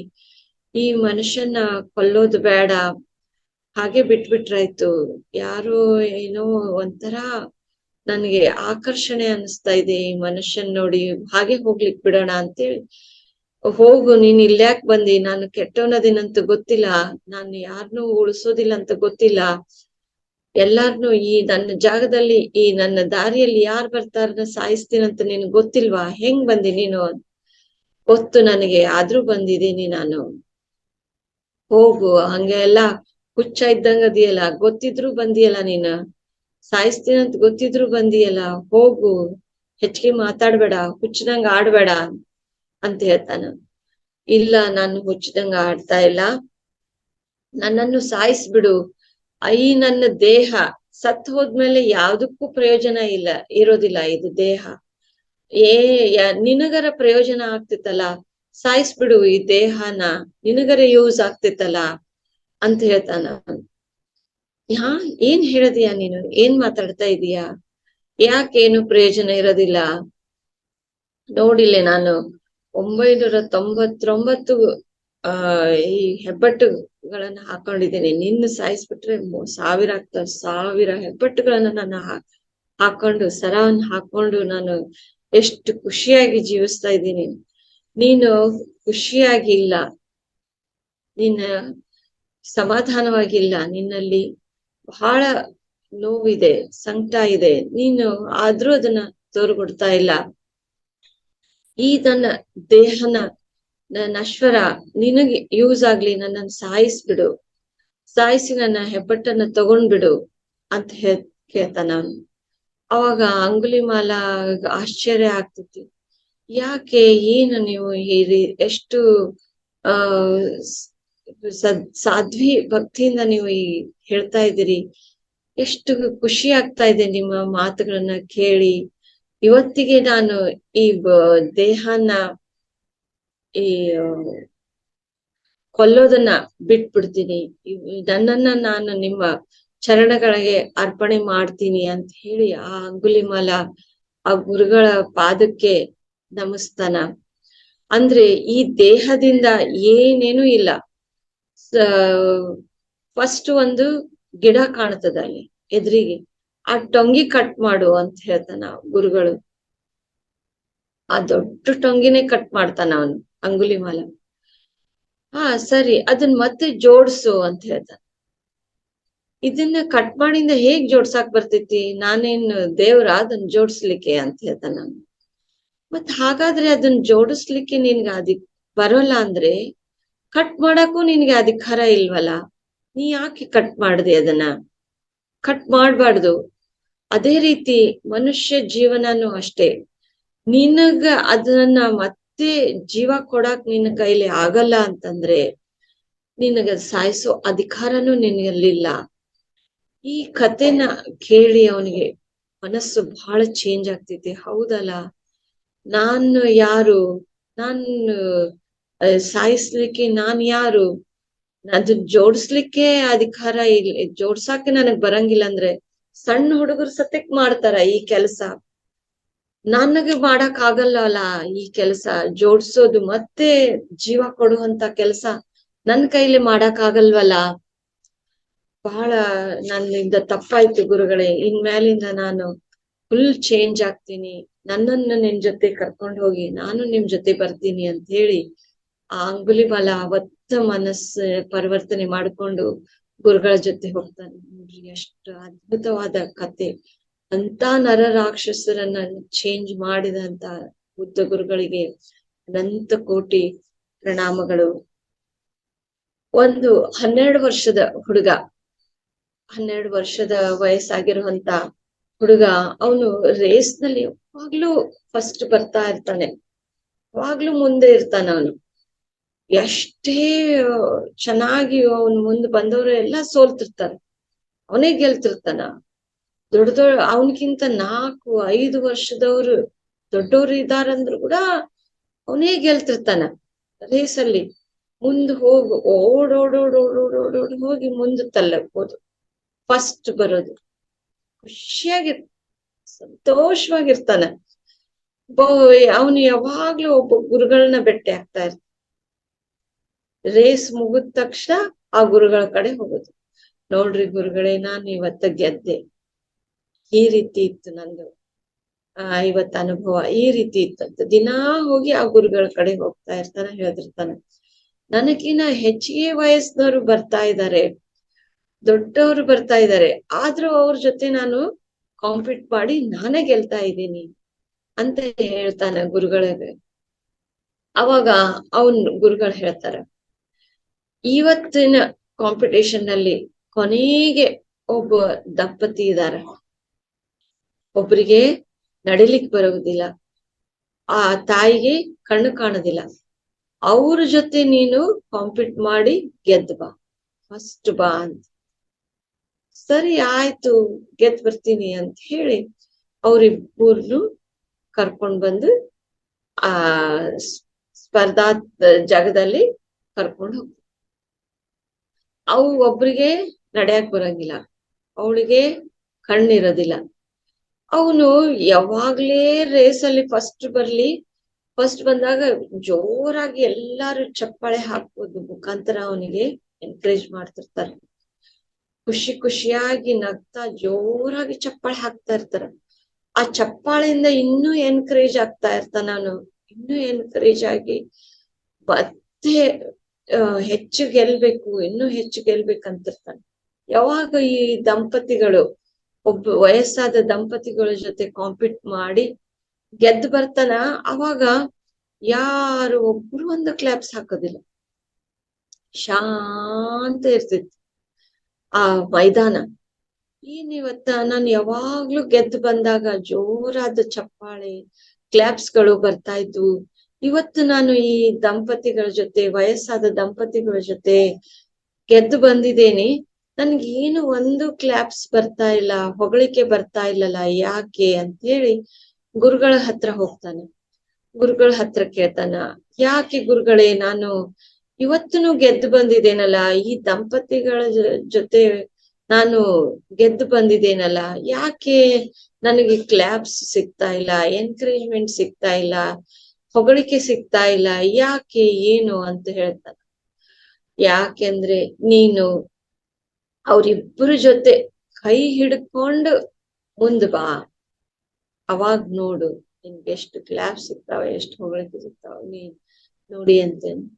ಹೌದಾ ಅಂತ ಹೇಳಿ ಅವ್ರಿಬ್ಬರನ್ನು ಕೈ ಹಿಡ್ಕೊಂಡು ಮುಂದ್ ಬರ್ತಾನ. ಈ ಕಡೆ ವಯಸ್ಸಾದ ಅಜ್ಜ, ಈ ಕಡೆ ವಯಸ್ಸಾದ ಅಜ್ಜಿ ಕೈ ಹಿಡ್ಕೊಂಡು ಮುಂದ್ ಬರ್ತಾನ, ನಡ್ಕೋಂತ ಬರ್ತಾನ. ಅವಾಗ ಎಷ್ಟು ಕ್ಲಾಪ್ಸಿನ ಸುರುಮಳೆ, ಜೋರಾಗಿ ಎಲ್ಲಾರು ಕ್ಲಾಪ್ಸ್ ಹಾಕ್ತಾರ. ಇದ್ರ ಅರ್ಥ ಏನು ಅಂದ್ರೆ, ವಯಸ್ಸಾದ ವ್ಯಕ್ತಿ ಜೊತೆ ನಾವು ಹೇಗ್ ನಡ್ಕೋಬೇಕು, ಅವ್ರ ಜೊತೆ ನಾನು ತಪ್ಪಾಗಿ ನಡ್ಕೋಬಾರ್ದು. ಮನೆಯಲ್ಲಿ ವಯಸ್ಸಾದವ್ರು ಇರ್ತಾರೆ, ಪ್ರತಿಯೊಬ್ಬರು ಮನೆಯಲ್ಲಿ ವಯಸ್ಸಾದವ್ರು ಇರ್ತಾರೆ, ಅವ್ರ ಜೊತೆ ನಾವು ಜೊತೆಯಾಗಿ ಹೋಗ್ಬೇಕು. ಅವ್ರನ್ನ ಯಾವ್ದೇ ರೀತಿ ಕಡೆಗಣಿಸಬಾರ್ದು. ಅವ್ರನ್ನ ಮೇಲೆ ಅವ್ರ ಮಾತನ್ನ ನಮ್ಮ ಒಂದು ಚಾಲೆಂಜ್ ಆಗಿ ತಗೊಂತ ಹೋಗ್ಬೇಕು. ಅವ್ರಿಗೆ ಯಾವ್ದೇ ರೀತಿ ನೋವು ಕೊಡಬಾರ್ದು. ಪ್ರತಿಯೊಬ್ಬ ಹಿರಿಯರ ಜೊತೆ ಯಾವ ರೀತಿ ನಡ್ಕೋಬೇಕು ಅನ್ನೋ ಈ ಕಥೆಯ ಮೂಲಕ, ಬುದ್ಧ ಗುರುಗಳ ಕಥೆ ಮೂಲಕ ಎಷ್ಟು ಸೊಗಸಾಗಿ ತಿಳಿಸ್ಕೊಟ್ಟಿದ್ದಾರೆ ನೋಡ್ರಿ. ನಾವು ಹಿರಿಯರಿಗೆ ಗೌರವಿಸ್ಬೇಕು. ಹಿರಿಯರನ್ನ ಯಾವಾಗ್ಲೂ ದೈವಿ ಶಕ್ತಿಯಲ್ಲಿ ದೇವರನ್ನ ನಾವು ಹೇಗ್ ಪೂಜಿಸ್ತೇವೋ ಆ ರೀತಿ ಅವರನ್ನ ನಾವು ಪೂಜಿಸ್ಬೇಕು ಅನ್ನೋದನ್ನ ಹೇಳ್ತೀನಿ. ಸರ್, ಇನ್ನು ಕಂಟಿನ್ಯೂ ಮಾಡ್ಲಾ? ಒಬ್ಬ ಬಡ two 3 minutes madam, no problem. Okay sir. ಒಬ್ಬ ಬಡವ ಇರ್ತಾನೆ. ಅವನು ಕಾಡಲ್ಲಿ ಹೋಗ್ತಾ ಇರುವಾಗ, ಅಂದ್ರೆ ಧ್ಯಾನನೇ ಎಲ್ಲದಕ್ಕಿಂತ ಶ್ರೇಷ್ಠ ಅನ್ನೋ ಕಥೆ ಇದು. ಬಡವ ಒಬ್ಬನು ಕಾಡಲ್ಲಿ ಹೋಗ್ತಾ ಇರುವಾಗ ಅವನಿಗೆ ಒಬ್ಬ ಸನ್ಯಾಸಿ ಕಾಣ್ತಾರೆ. ಅಲ್ಲಿ ಧ್ಯಾನ ಕುತ್ಕೊಂಡಿರ್ತಾರೆ, ಬೌದ್ಧ ಸನ್ಯಾಸಿ ಕುತ್ಕೊಂಡಿರ್ತಾರೆ. ಅವನು ಹೋಗಿ, ನಾನು ಬಹಳ ಬಡವ ಇದ್ದೇನೆ, ದಿನ ಕಟ್ಟಿಗೆಗಳನ್ನ ಮಾರಿ ತಗೊಂಡ್ ಬಂದು ನಾನು ಎಷ್ಟು ನನಗೆ ಹಣ ಬರುತ್ತಾ ಅಷ್ಟರಲ್ಲಿ ಸಂಸಾರ ನಾನು ಸಾಗಿಸ್ತಾ ಇದ್ದೀನಿ. ಇನ್ನು ನನಗೆ ಹೆಚ್ಚಿಗೆ ದುಡ್ಡು ಬೇಕು, ಸ್ವಲ್ಪ ಇನ್ನೂ ಒಳ್ಳೆ ಸ್ಥಿತಿಯಲ್ಲಿ ನಾನು ಇರ್ಬೇಕಂತ ಆಸೆ ಪಡ್ತೀನಿ ಅಂತ ಹೇಳಿ, ಅದಕ್ ನಾ ಏನ್ ಮಾಡ್ಬೇಕು ಗುರುಗಳೇ, ಏನಾದ್ರೂ ಒಂದ್ ದಾರಿ ಇದ್ರೆ ಹೇಳಿ ಅಂತ ಹೇಳ್ತಾನ. ಅವಾಗ ಗುರುಗಳು ಹೇಳ್ತಾರೆ, ಹೀಗೆ ಮುಂದೆ ಹೋಗು, ನೀನು ಏನ್ ಕಟ್ಟಿಗೆ ತಗೊಂಡ್ ಬಂದು ಕಡಿತಾ ಇದ್ದೆಲ್ಲ ಕಾಡಿನಲ್ಲಿ, ಆ ಕಾಡಿನಲ್ಲಿ ಸ್ವಲ್ಪ ಮುಂದೆ ಹೋಗು, ನಿನ್ಗೆ ಗಂಧದ ಗಿಡಗಳು ಕಾಣ್ತಾವ. ಆ ಗಂಧದ ಮರಗಳನ್ನ ನೀನು ಕಡಿದು ಅದನ್ನ ಮಾರಿ ಅದನ್ನ ನಿಂತ್ರ ನೀನು ದುಡ್ಡನ್ನ ಸಂಪಾದನೆ ಮಾಡು, ಸರಿ ಅಂತ ಹೇಳಿ ಅವನು ಮುಂದ್ ಹೋಗ್ತಾನ. ಎಲ್ಲಿ ಕಟ್ಟಿಗೆಗಳನ್ನ ಕಡಿತಿದ್ದ ಅದನ್ನ ದಾಟಿ ಮುಂದ್ ಹೋಗ್ತಾ ಅವನಿಗೆ ಗಂಧದ ಗಿಡದ ಮರಗಳು ಕಾಣ್ತಾವ. ನನಗೆ ಗೊತ್ತಿಲ್ಲಲ್ಲ, ಇಲ್ಲೆಲ್ಲ ಓಡಾಡ್ತೀನಿ, ನನಗೆ ಗೊತ್ತಿಲ್ಲ, ಬೌದ್ಧ ಸನ್ಯಾಸಿಗೆ ಹೇಗ್ ಗೊತ್ತು ಇದು ಇಲ್ಲೆಲ್ಲ ಇಷ್ಟು ಗಂಧದ ಮರಗಳಿರೋದು ಅಂತ ಅನ್ಕೊಂಡು ಮನಸ್ಸಲ್ಲಿ ಗಂಧದ ಮರಗಳನ್ನ ಕಡ್ಕೊಂಡ್ ಬಂದು ಮಾರ್ತಾನ. ಅವಾಗ ಅವ್ನಿಗೆ ಹಣ ಸಿಗುತ್ತೆ, ಖುಷಿ ಆಗ್ತಾನ. ಅವಾಗ ಮತ್ತೆ ಸನ್ಯಾಸಿ ಹತ್ರ ಬರ್ತಾನ. ಆಹಾ ಎಷ್ಟು ಧನ್ಯವಾದ ನಿಮಗೆ, ಎಷ್ಟು ಚೆನ್ನಾಗಿ ನೀವು ನನಗೆ ದಾರಿ ತೋರಿಸ್ಕೊಟ್ರಿ. ನನಗೆ ಇನ್ನೂ ಹೆಚ್ಚಿಗೆ ಸಂಪಾದನೆ ಮಾಡ್ಬೇಕಂತ ಆಸೆ. ಇನ್ನೂ ಹೆಚ್ಚಿಗೆ ಸಂಪಾದನೆ ಮಾಡ್ಬೇಕಂದ್ರೆ ಏನ್ ಮಾಡ್ಲಿ ಅಂದ್ರೆ, ಇನ್ನು ಮುಂದೆ ಹೋಗು, ಇನ್ನು ಮುಂದೆ ಹೋದ್ರೆ ಇನ್ನು ನಿನ್ಗೆ ಏನೋ ಸಿಗುತ್ತೆ ಅಂತ ಹೇಳ್ತಾರ ಅವ್ರ ಗುರುಗಳು.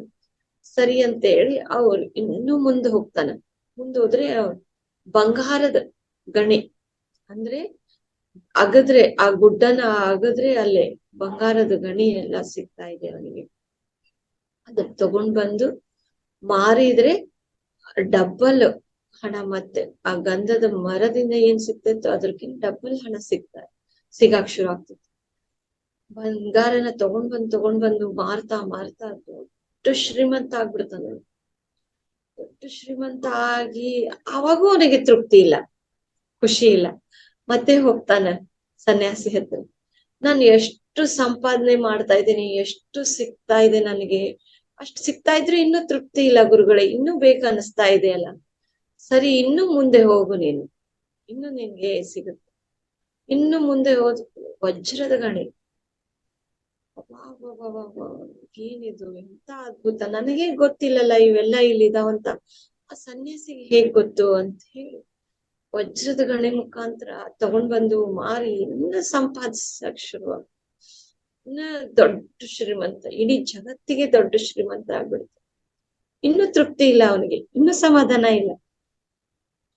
ಯಾಕೆ ಹೀಗಾಗ್ತಾ ಇದೆ, ನಾನು ಇಡೀ ಜಗತ್ತಿಗೆ ದೊಡ್ಡ ಶ್ರೀಮಂತ ಆಗಿದ್ದೀನಿ, ಆದ್ರೂ ನನಗೆ ಖುಷಿ ಇಲ್ಲ, ಸಂತೋಷ ಇಲ್ಲ, ನೆಮ್ಮದಿ ಇಲ್ಲ, ತೃಪ್ತಿ ಅನ್ನೋದು ಇಲ್ವಲ್ಲ, ಇದಕ್ಕೆ ಕೊನೆನೇ ಇಲ್ವಾ, ಯಾಕೆ ಹೀಗಾಗ್ತಾ ಇದೆ?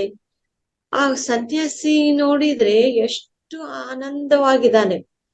ನನ್ಗೆಲ್ಲ ಹೇಳಿದಾನಲ್ಲ, ಅಲ್ಲೇ ಇದು ಸಿಕ್ತತಿ ಇಲ್ಲಿ ಸಿಕ್ತಂತ, ಅದನ್ನೇ ತಗೊಂಡು ತಾನು ನನಗಿಂತ ಶ್ರೀಮಂತನಾಗಿ ಬದುಕುವುದಲ್ಲ, ಇವೇನು ತಗೊಳ್ಳಾರದ ಒಂದು ಮೂಲೆಯಲ್ಲಿ, ಕಾಡಿನ ಒಂದು ಮೂಲೆಯಲ್ಲಿ ಕುತ್ಕೊಂಡು ಧ್ಯಾನ ಮಾಡ್ತಾ ಇದ್ದಾನಲ್ಲ, ಏನು ಇದ್ರದ್ದು ಗುಟ್ಟು ಅಂತ ಹೋಗಿ ಆ ಸನ್ಯಾಸಿ ಹತ್ರ ಹೋಗ್ತಾನೆ.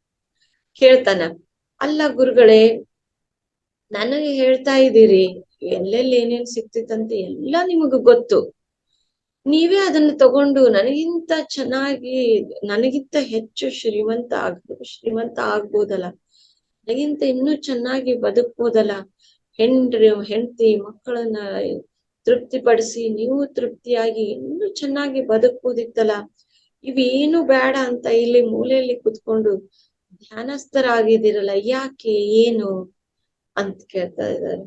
ಅವಾಗ ಆ ಗುರುಗಳು ಹೇಳ್ತಾರ, ನೀನ್ ಏನ್ ಸಂಪಾದನೆ ಮಾಡ್ತಾ ಇದೀಯಲ್ಲ ಅದ್ರಕ್ಕಿನ್ನ ಹೆಚ್ಚು ಅಂದ್ರೆ ಬೆಲೆ ಕಟ್ಲಾರ್ದಷ್ಟು ತೃಪ್ತಿ, ಸಂತೋಷ, ಖುಷಿ ನಾನ್ ಅನುಭವಿಸ್ತಾ ಇದ್ದೀನಿ. ಹೌದಾ, ಅದು ಹೇಗೆ?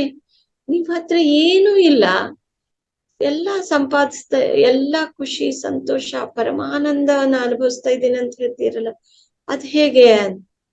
ಹೇಗೆ ಅಂದ್ರೆ ಆತ್ಮದ ಜೊತೆ ನಾನು ಕನೆಕ್ಟ್ ಆಗಿದ್ದೀನಿ.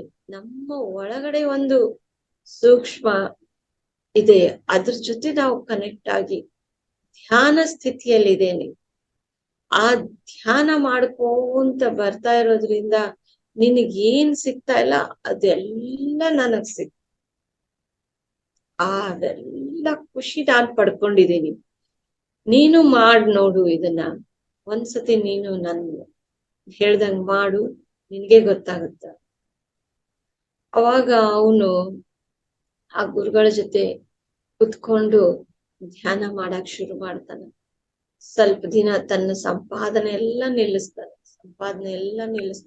ನಿಲ್ಲಿಸಿ ಆ ಗುರುಗಳ ಜೊತೆ ಧ್ಯಾನ ಮಾಡಕ್ ಶುರು ಮಾಡಿದಾಗ 1 ದಿನ 2 ದಿನ ಹಿಂಗೆ ಕಳಿತಾ ಅವನಿಗೆ ಎಷ್ಟು ಖುಷಿ, ಸಂತೋಷ, ತೃಪ್ತಿ ಸಿಗುತ್ತೆ ಅಂದ್ರೆ, ಇಷ್ಟ ದಿನ ತಾನು ಸಂಪಾದನೆ ಮಾಡಕ್ಕಿಂತ ದುಪ್ಪಟ್ಟಾಗಿ ಸಿಗುತ್ತ. ಅವಾಗ ಅವನ ಹೌದಲ್ಲ, ಇದ್ರಲ್ಲಿ ಇಷ್ಟು ಆನಂದ ಇದೆಯಾ, ಪರಮಾನಂದ ಇದೆಯಾ, ಬ್ರಹ್ಮಾನಂದ ಇದೆ ಅನ್ನೋದು ನನಗೆ ಗೊತ್ತೇ ಇರ್ಲಿಲ್ಲ ಅಂತ ಹೇಳಿ ತನ್ನ ಆ ಭೌತಿಕ ಜೀವನಕ್ಕೆ ಗುಡ್ ಬೈ ಹೇಳಿ ಇದರಲ್ಲಿ ತಾನು ಆ ಈ ದಾರಿಯಲ್ಲೇ ತಾನು ಮಗ್ನ ಆಗ್ಬಿಡ್ತಾನ. ತಾನು ಧ್ಯಾನ ಮಾಡ್ಕೊಂತ ಅಂದ್ರೆ ಧ್ಯಾನದಲ್ಲಿ ಬೆಲೆ ಕಟ್ಲಾರ್ದಷ್ಟು ಖುಷಿ, ಸಂತೋಷ, ನೆಮ್ಮದಿ, ಸಂಪತ್ತು ಎಲ್ಲಾ ಗಳಿಸ್ತೀವಿ ಅಂತ ನಮ್ಮ ಬುದ್ಧ ಭಗವಾನ್ರು ತಿಳಿಸ್ಕೊಟ್ಟಿದ್ದಾರೆ, ನಮ್ಮ ಪತ್ರಿ ಗುರುಗಳು ತಿಳಿಸ್ಕೊಟ್ಟಿದ್ದಾರೆ. ಇದಕ್ಕಿಂತ ಇನ್ನೇನು ಬೇಕು ನಮ್ಗೆ? ಎಷ್ಟು ಸಂತೋಷವಾಗಿದ್ದೀವಿ ನಾವು. ಎಲ್ಲಾನು ನಮ್ಗೆ ಸಿಗ್ತಾ ಹೋಗ್ತಾ ಇದೆ. Okay sir, right madam. Thank you so much sir. ನನಗೆ ಈ ಅವಕಾಶ ಕಲ್ಪಿಸಿಕೊಟ್ಟ ನಿಮ್ಮ ಈ ತಂಡಕ್ಕೆ ಮತ್ತೆ ಈ ಫೌಂಡೇಶನ್ಗೆ ಮತ್ತೆ ಸರ್ ನಿಮಗೆ ಕೋಟಿ ಕೋಟಿ ಧನ್ಯವಾದ. ಧನ್ಯವಾದಗಳು. ಸೊ ಅದ್ಭುತವಾದ ನೀತಿ ಕಥೆಗಳು ಪ್ರಾತಃ ಕಾಲದಲ್ಲಿ ಸೊ ಬುದ್ಧರ ನೀತಿ ಕಥೆಗಳು ಅದ್ಭುತವಾಗಿ ತಿಳಿಸ್ಕೊಟ್ಟಿದೆ ಮೇಡಮ್. ಸೊ ಇದರಿಂದ ನಾವು ನೀತಿ ತಗೋಬೇಕು, ಅದರಿಂದ ಏನೇನು ನಮ್ಗೆ ಅನ್ವಯಿಸ್ತದೋ ನಮ್ಮ ಜೀವನಕ್ಕೆ ಅನ್ವಯಿಸ್ಕೊಡಿದ್ರೆ ಸೊ ಅದಕ್ಕಿಂತ ನಾವು ನಮ್ಮ ಜೀವನವನ್ನು ನಾವು ಸುಂದರವಾಗಿ ತಯಾರು ಮಾಡ್ಕೋಬಹುದು ಅಂತ ಅದ್ಭುತವಾಗಿ ತಿಳಿಸ್ಕೊಟ್ಟೆ ಮೇಡಮ್. ಥ್ಯಾಂಕ್ ಯು ಮತ್ತೆ ಧನ್ಯವಾದಗಳು ನಮ್ಗೆ. ಸೊ ಈಗ ಸ್ವಲ್ಪ ಪ್ರಶ್ನೋತ್ತರ ಇರ್ತದೆ ಮೇಡಮ್. ಸೊ ನಮ್ಮ ಸದಸ್ಯರು ಯಾರ್ಯಾರು ಪ್ರಶ್ನೆ ಕೇಳ್ಬೇಕಂದ್ರೆ ಮತ್ತೆ ಅವ್ರ ಅನುಭವವನ್ನು ಹಂಚ್ಕೋಬಹುದು. Okay sir. ಎಸ್.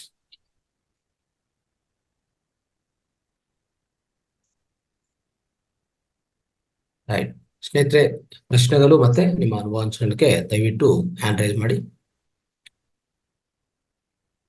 ಮಾಸ್ಟರ್ಸ್ ಎಲ್ಲರಿಗೂ ನಮಸ್ಕಾರ. ಇವತ್ತು ವಿಜಯಲಕ್ಷ್ಮಿ ಮೇಡಮ್ ಅದ್ಭುತವಾಗಿ ಬುದ್ಧನ ಬಗ್ಗೆ ತಿಳಿಸ್ಕೊಟ್ಟಿದ್ದಾರೆ. ಯಾರೇ ಪ್ರಶ್ನೆಗಳಿದ್ದಲ್ಲಿ ಏನೇ ಇದ್ದರೂ ಅವ್ರನ್ನ ಕೇಳ್ಬೋದು ಅಂತ ಕೇಳ್ತಾ ನಮಸ್ಕಾರ ಮೇಡಮ್. ನಮಸ್ಕಾರ ಸರ್. ನಮಸ್ತೆ ಮೇಡಮ್.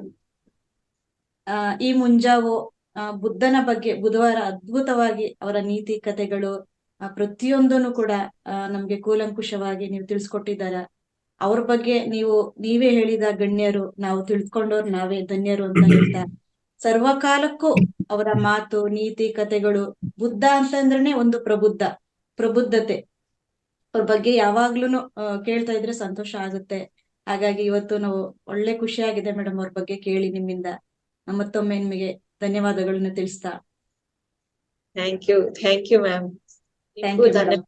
ನನಗೆ ಅವಕಾಶ ಮಾಡಿಕೊಟ್ಟ ಎಲ್ರಿಗೂ ಈ ಬುದ್ಧ ಭಗವಾನ್ರ ಬಗ್ಗೆ ನನಗೆ ಅವಕಾಶ ಮಾಡಿಕೊಟ್ಟ ಎಲ್ರಿಗೂ ಕೋಟಿ ಕೋಟಿ ಧನ್ಯವಾದಗಳು. Thank you madam. Geetha madam ಮಾತಾಡಿ.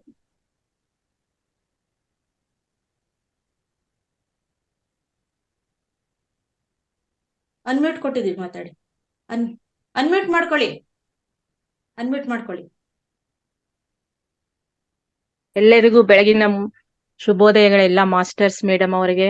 ವಿಜಯಲಕ್ಷ್ಮಿ ಮೇಡಮ್ ತುಂಬಾ ಚೆನ್ನಾಗಿ ಹೇಳಿದ್ದೀರಾ. ಏನ್ ಕತೆಗಳ ಆಪೇ ಇದೆ ನಿಮ್ ತಲೆಯಲ್ಲಿ, ಒಂದಾದ್ಮೇಲೆ ಒಂದು ತ್ಯಾಗದ ಬಗ್ಗೆ, ಚಿಂತೆ ಬಗ್ಗೆ, ಸ್ವಾರ್ಥ ಇಲ್ದಂಗ ನಾವು ತ್ಯಾಗ ನೋಡ್ರಿ. ಅವನ್ ಸಮಸ್ಯೆನ ಹೇಳ್ಕೊಳ್ದಂಗೆ ಬೇರೆಯವರಿಗೆ ಸಮಸ್ಯೆಗಳನ್ನ ಪರಿಹರಿಸಿದಕ್ಕೆ ದೇವ್ರು ಮೂರನ್ನು ಕೊಟ್ಬಿಟ್ರು ಅವನಿಗೆ. ತುಂಬಾ ಚೆನ್ನಾಗಿ ಕತೆ ಹೇಳಿದಿರಿ ಮೇಡಮ್. ಬೆಳಿಗ್ಗೆ ಒಳ್ಳೆ ನೀತಿ ಕತೆ ಕೇಳಿ ಮನ್ಸು ತುಂಬಾ ಸಂತೋಷವಾಗಿದೆ. ತುಂಬಾ ಚೆನ್ನಾಗಿ ಹೇಳಿದಿರಿ ಮೇಡಮ್ ನೀವು ಕತೆಗಳನ್ನ.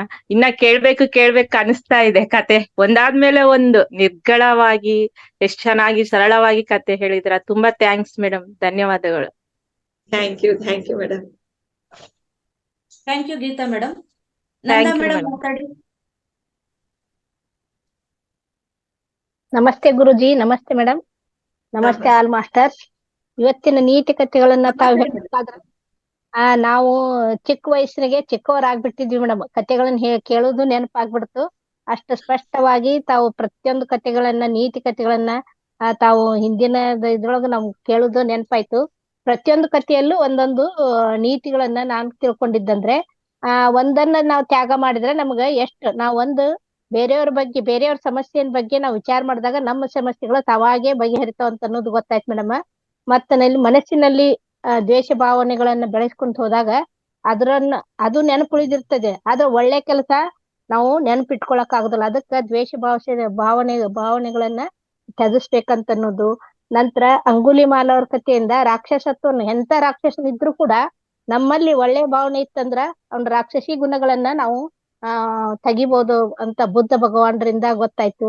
ನಂತರ ಬಾಲಕನಿಂದ ಏನ್ ಗೊತ್ತಾಯ್ತಂದ್ರ ಹಿರಿಯರನ್ನ ನಾವು ಯಾವಾಗ್ಲೂ ಪೂಜಿಸ್ಬೇಕು, ಮತ್ತ ಖುಷಿಯಾಗಿಡ್ಬೇಕು. ಹಿರಿಯರನ್ನ ಖುಷಿಯಾಗಿಟ್ಟಾಗ ನಮಗೂ ಅದು ಖುಷಿ ದೊರೆಯುತ್ತೆ ಅನ್ನೋದು. ಮತ್ತ ಬಡವನಿಂದ ಲೌಕಿಕ ಜೀವನಕ್ಕಿಂತ ನಮಗೆ ಆಧ್ಯಾತ್ಮಿಕ ಜೀವನ ಎಷ್ಟು ಒಳ್ಳೆಯದು, ಅದು ಧ್ಯಾನ ಮಾಡೋದ್ರಿಂದ ಸಿಗುತ್ತದೆ ಅನ್ನೋದು ಗೊತ್ತಾಯ್ತು ಮೇಡಮ್. Thank you madam. ಇನ್ನೂ ಪ್ರತಿ ಕಥೆಗಳನ್ನ ಹೇಳಿದ್ರಿ ಮೇಡಮ್. ಥ್ಯಾಂಕ್ ಯು ತುಂಬಾ ಮೇಡಮ್. ಮತ್ತೊಮ್ಮೆ ನನಗೆ ತುಂಬಾ ಚೆನ್ನಾಗಿ ನೆನ್ಪಿಸ್ಕೊಟ್ರಿ ನಾನು ಹೇಳಿದ್ದನ್ನ. ಧನ್ಯವಾದ ಮೇಡಮ್. ಆದ್ರೂ ತಮ್ಮ ನೀತಿ ಕಥೆಗಳು ಅಷ್ಟು ಸುಸ್ತಾವಾಗಿ ಹೇಳಿದ್ರಿ ಮೇಡಮ್. ನಾವು ಸಣ್ಣ ಇದಕ್ ಹೋಗ್ಬಿಟ್ಟಿದ್ವಿ, ಬಾಲಕರಾಗ್ಬಿಟ್ಟಿದ್ವಿ. Thank you madam. Thank you Nanda madam, ಖುಷಿ ಹಂಚ್ಕೊಂಡಿದ್ದಕ್ಕೆ. ಮಾಸ್ಟರ್ಸ್ ಪ್ರಶ್ನೆ ಏನಾದ್ರು ಕೇಳೋದಿದ್ರೆ ಹ್ಯಾಂಡ್ ರೈಸ್ ಮಾಡಿ. ಮೇಡಮ್, ಪತ್ರಿಜಿ ಗುರುಗಳು ಹೇಳ್ತಾ ಇದ್ರು ನಾವೆಲ್ಲರೂ ಕೂಡ ಬುದ್ಧರೇ ಅಂತ. ಇಲ್ಲಿ 56 ಜನ ಇದ್ದೀವಿ, 54 ಜನ ಕೂಡ ಬುದ್ಧರೇ. ಯಾಕೆಂದ್ರೆ ಅವ್ರ ಬಗ್ಗೆ ಕೇಳ್ಬೇಕು ಅಂತಂದ್ರೆ ಒಂದು ಅದೃಷ್ಟ ನಮ್ಗೆ, ಹೌದು ಮೇಡಮ್, ಒಂದು ಸುದಿನ ಅಂತಾನೆ ಹೇಳ್ಬೋದು. ಹೌದು. ಪತ್ರಿಗುರುಗಳ ಬಗ್ಗೆ ನಾವು ಮಾತಾಡೋಕೆ ನಾವು ಅವ್ರ ಸನ್ನಿಧಿಯಲ್ಲಿ ಇದ್ದು, ಅವ್ರ ಒಡನಾಟದಲ್ಲಿ ಇದ್ದು, ಅವ್ರು ತಿಳಿಸ್ಕೊಟ್ಟ 18 ಸೂತ್ರಗಳನ್ನ ನಾವು ಅಳವಡಿಸ್ಕೊಂಡು ಧ್ಯಾನ ಪ್ರಚಾರ ಮತ್ತೆ ಸತ್ಸಂಗ ಸ್ವಾಧ್ಯಾಯ ಎಷ್ಟು ಅದ್ಭುತಗಳನ್ನ ನಮ್ ಗುರುಗಳು ಹೇಳ್ಕೊಟ್ಟಿದ್ದಾರೆ. ಎರಡ ಅವ್ರ ಬಗ್ಗೆ ನಾವು ವಿವರಿಸಕ್ಕೆ ಆಗಲ್ಲ ಮೇಡಮ್. ಅಂತ ಗುರುಗಳು ನಮ್ಗೆ ಸಿಕ್ಕಿದಾರಂದ್ರೆ ಅದು ಹಿಂದಿನ ಜನ್ಮದ ಪುಣ್ಯನೇ ಮೇಡಮ್. ನಮ್ಗೆ ಆ ಹಿಂದಿನ ಜನ್ಮದ ಪುಣ್ಯ ಇಲ್ಲ ಅಂದ್ರೆ ನಾವು ಇಂಥ ಗುರುಗಳ ಸನ್ನಿಧಿಯಲ್ಲಿ ಇರ್ಲಿಕ್ಕೆ ಆಗೋದಿಲ್ಲ. ಮತ್ತೆ ಇಂಥ ನಿಮ್ಮ ಆತ್ಮ ಬಂಧುಗಳ ಜೊತೆ ಇರಾಕ ಸಾಧ್ಯನೇ ಇಲ್ಲ. ನೋಡ್ರಿ, ವಸುದೈವ ಕುಟುಂಬ ಎಷ್ಟು ಅದ್ಭುತ, ಎಷ್ಟು ಸೊಗಸಾಗಿದೆ. ಈ ಕುಟುಂಬದ ಜೊತೆ ಬೆರೆಯೋದಾಗ್ಲಿ, ಒಬ್ರಿಗೊಬ್ರು ಹಂಚ್ಕೊಳ್ಳೋದಾಗ್ಲಿ, ಇದುವೇ ಒಂದು ಅದ್ಭುತ. ಇದೆಲ್ಲ ಎಲ್ಲಿ ಸಿಗುತ್ತೆ ಹೇಳ್ರಿ? ಈ ಲೋಕಕ್ಕೆ ಬಂದ್ರೆ ಇದೇ ಒಂದ್ ಲೋಕ. ನಿಜ ಮೇಡಮ್. ನಾವೆಲ್ಲರೂ ಕೂಡ ಈಗ ಹೇಳ್ತಾರೆ ಬುದ್ಧ ದೇವರ ಅವಾಗ ಒಂದು ಸಜ್ಜನ ಸಂಗತಿ ಆಗಿತ್ತು ನಮ್ದೆಲ್ಲ. ಹಂಗಾಗಿ ಬುದ್ಧ ದೇವರು ಇದಾರೆ ಅಂತ ನಾವು ಕಲ್ಪಿಸ್ಕೊಂಡು ಅವ್ರ ಸುತ್ತ ನಾವು ಇವತ್ತು ಸಜ್ಜನ ಸಂಗತಿ ಮಾಡ್ಕೊಂಡಿದೀವಿ ಅಂತಾನೆ ಒಂದು ಕಲ್ಪನೆ ಸಿಗುತ್ತೆ madam. Thank you madam. Doddegowda sir ಮಾತಾಡಿ.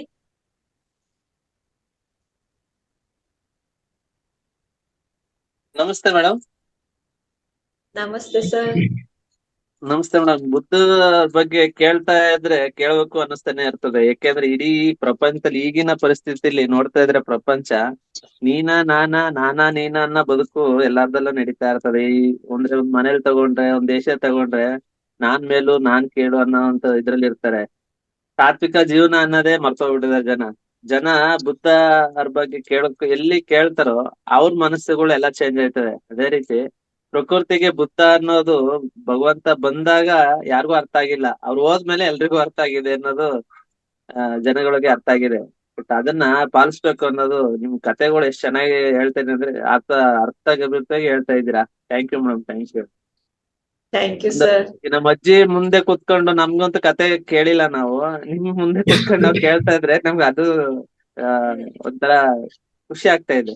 ನಾವು ಚಿಕ್ಕ ಮಕ್ಳಾಗಿದೀವೇನೋ, ಕತೆಗಳು ಬುದ್ಧರ ಬಗ್ಗೆ ಕೇಳೋದೇ ಒಂದು ಅನುಭವ. ನಾನು ಸ್ವಲ್ಪ ಕೇಳಿದೆ, ಬಟ್ ಪೂರ್ತಿಯಾಗಿ ಈ ತರ ಎಲ್ಲೂ ಕೇಳಿರ್ಲಿಲ್ಲ. ಎಲ್ಲೋ ಅಲ್ಲಿ ಇಲ್ಲಿ ಅನ್ನೋ ನೀತಿ ಕಥೆಗಳ ಬಗ್ಗೆ ಕೇಳಿದ್ದೆ. ಥ್ಯಾಂಕ್ ಯು ಮೇಡಮ್, ಹೇಳ್ಕೊಟ್ವಿ. Thank you sir. Thank you ಮಾತ್ರ ಎಲ್ಲರಿಗೂ. ರಂಗನಾಥ್ ನನ್ನ ಧನ್ಯವಾದಗಳು. ರೈಟ್. ನೆಕ್ಸ್ಟ್ ಸುಜಾತ, ಅನ್ಮ್ಯೂಟ್ ಮಾಡಿ.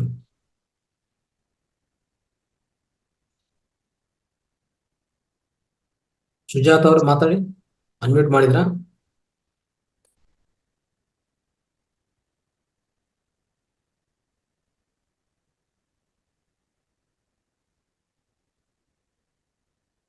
ಒಂದ್ ನಿಮಿಷ, ಅನ್ಮ್ಯೂಟ್ ಆಗಿಲ್ಲ, ಮಾತಾಡಿ. ನಮಸ್ಕಾರ ರಂಗನಾಥ್ ಗುರೂಜಿ ಅವರಿಗೆ, ರಾಜಲಕ್ಷ್ಮಿ ಅವರಿಗೆ, ಎಲ್ಲರಿಗೂ, ವಿಜಯಲಕ್ಷ್ಮಿ ಅವರಿಗೆ ಎಲ್ಲರಿಗೂ ನಮಸ್ಕಾರ. ಇವಾಗ ಕಥೆಯನ್ನು ಕೇಳಿ ನನಗೆ ಬಾಲ್ಯಪ್ಪನ ತುಂಬಾ ನೆನಪಾಯಿತು. ಅವಾಗ ನಮ್ಮ ಅತ್ತಿ ಅಜ್ಜಿಯವರು ತೊಡೆ ಮೇಲೆ ಮಲಗಿಸಿಕೊಂಡು ಕತಿ ಹೇಳಿ ನಮಗೆ ಉಣಿಸುತ್ತಿದ್ದರು. ಆಮೇಲೆ ನಾವು ಗೆಳತಿಯರ ಜೊತೆ ಹಿಂಗ್ ಕೂತಾಗ ಒಬ್ಬೊಬ್ರು ಒಂದೊಂದು ಕಥೆಯನ್ನು ಹೇಳುತ್ತಿದ್ದೆವು. ಅದು ಮರೆತು ಹೋಗಿತ್ತು ಮೇಡಮ್. ಇವಾಗ ಅದನ್ನು ಕೇಳಿ, ನೀವು ಹೇಳಿದನ್ನು ಕೇಳಿ, ಬುದ್ಧನ ಕಥೆಗಳು ಎಲ್ಲಾ ಕೇಳಿ ನನಗೆ ತುಂಬಾ ಸಂತೋಷವಾಯ್ತು. ಖರೆ ಅಂದರೆ ನಮ್ಮ ಜೀವನದಲ್ಲಿ ಏನು ನಡೆಯುತ್ತವೆಯೋ ಅದೇ ಎಲ್ಲಾನು ಒಂದೊಂದು ಪ್ರಶ್ನೆಗೆ ಒಂದೊಂದು ಉತ್ತರ ಎರಡೂ ಆ ಕಥೆಯಲ್ಲೇನೆ ಸಿಕ್ಕು ಮೇಡಮ್. ಹೀಗಾಗಿ ತುಂಬಾ ಸಂತೋಷವಾಯಿತು. ನಾನು ಏನು ಮಾಡಲಿಲ್ಲ ಅಂದ್ರು ಸುಧಾ, ಕ್ಷಮೆ ಕೇಳಿದರು ಸುಧಾ ನಮ್ಮ ಎದುರಿನವರು ಕ್ಷಮೆ ಮಾಡುವುದಿಲ್ಲ ಮೇಡಮ್. ಅದಕ್ಕೇನು ಮಾಡಬೇಕು ಈ ಪ್ರಶ್ನೆ ನಂದು. ತುಂಬಾ ಚೆನ್ನಾಗಿದೆ ಮೇಡಮ್ ಪ್ರಶ್ನೆ ನಿಮ್ದು. ನೀವು ಕ್ಷಮೆ ಕೇಳಿದಿರಲ್ಲ, ಮುಗೀತು ಅಲ್ಲಿಗೆ. ನಿಮಗ್ ತೃಪ್ತಿ ಆಗಿದೆ ಇಲ್ಲ, ಮುಗೀತು, ಸುಮ್ನಿರ್ಬೇಕು. ಅವ್ರ ಕಡೆಯಿಂದ ಏನ್ ಉತ್ತರ ಬರ್ತಿತ್ತಂತ ನಾವು ಕಾಯ್ತಾ ಕುತ್ಕೋಬಾರ್ದು ಮೇಡಮ್. ಎಕ್ಸ್ಪೆಕ್ಟ್ ಮಾಡ್ಬಾರ್ದು. ಎಕ್ಸ್ಪೆಕ್ಟೇಷನ್ ಮಾಡ್ಬಾರ್ದು, ಯಾರಿಂದ ಏನು ಎಕ್ಸ್ಪೆಕ್ಟ್ ಮಾಡ್ಬಾರ್ದು. ನಾವು ಕ್ಷಮಿಸಿದೇವಲ್ಲ, ನಿಮಗ್ ತೃಪ್ತಿ ಸಿಕ್ಕಿದೆ ಅಲ್ಲ, ಮುಗೀತು. ಅವ್ರು ಕ್ಷಮಿಸ್ಲಿ ಬಿಡ್ಲಿ, ಅವ್ರು ಚೇಂಜ್ ಆಗ್ತಾರೆ ಮೇಡಮ್. ಒಂದಿಲ್ಲ ಒಂದಿನ ಚೇಂಜ್ ಆಗೇ ಆಗ್ತಾರೆ. ಅವ್ರು ಸ್ವಲ್ಪ ಟೈಮ್ ತಗೊಳುತ್ತೆ ಅಷ್ಟೇ. ಬೇಗನೆ ರೋಡ್ ಮೇಲೆ ಹೋದರು ಆ ಸೈಡಲ್ಲಿ ಅವ್ರು ಬರುತ್ತಾರೆ, ಈ ಸೈಡ್ಲೆ ನಾವು ಎದರ ಬದ್ರ ಹೋಗುತ್ತಿರ್ತೇವೆ. ತರಿಸುದ ಹೊರಳಿಸುದ ನೋಡುವುದಿಲ್ಲ. ಹೊರಗಿನವರಲ್ಲ ಮೇಡಮ್, ಎಲ್ಲಾ ಮನೆಯಲ್ಲಿ ಇದ್ದವರೇ ಹಾಗೆ ಮಾಡುತ್ತಾರೆ.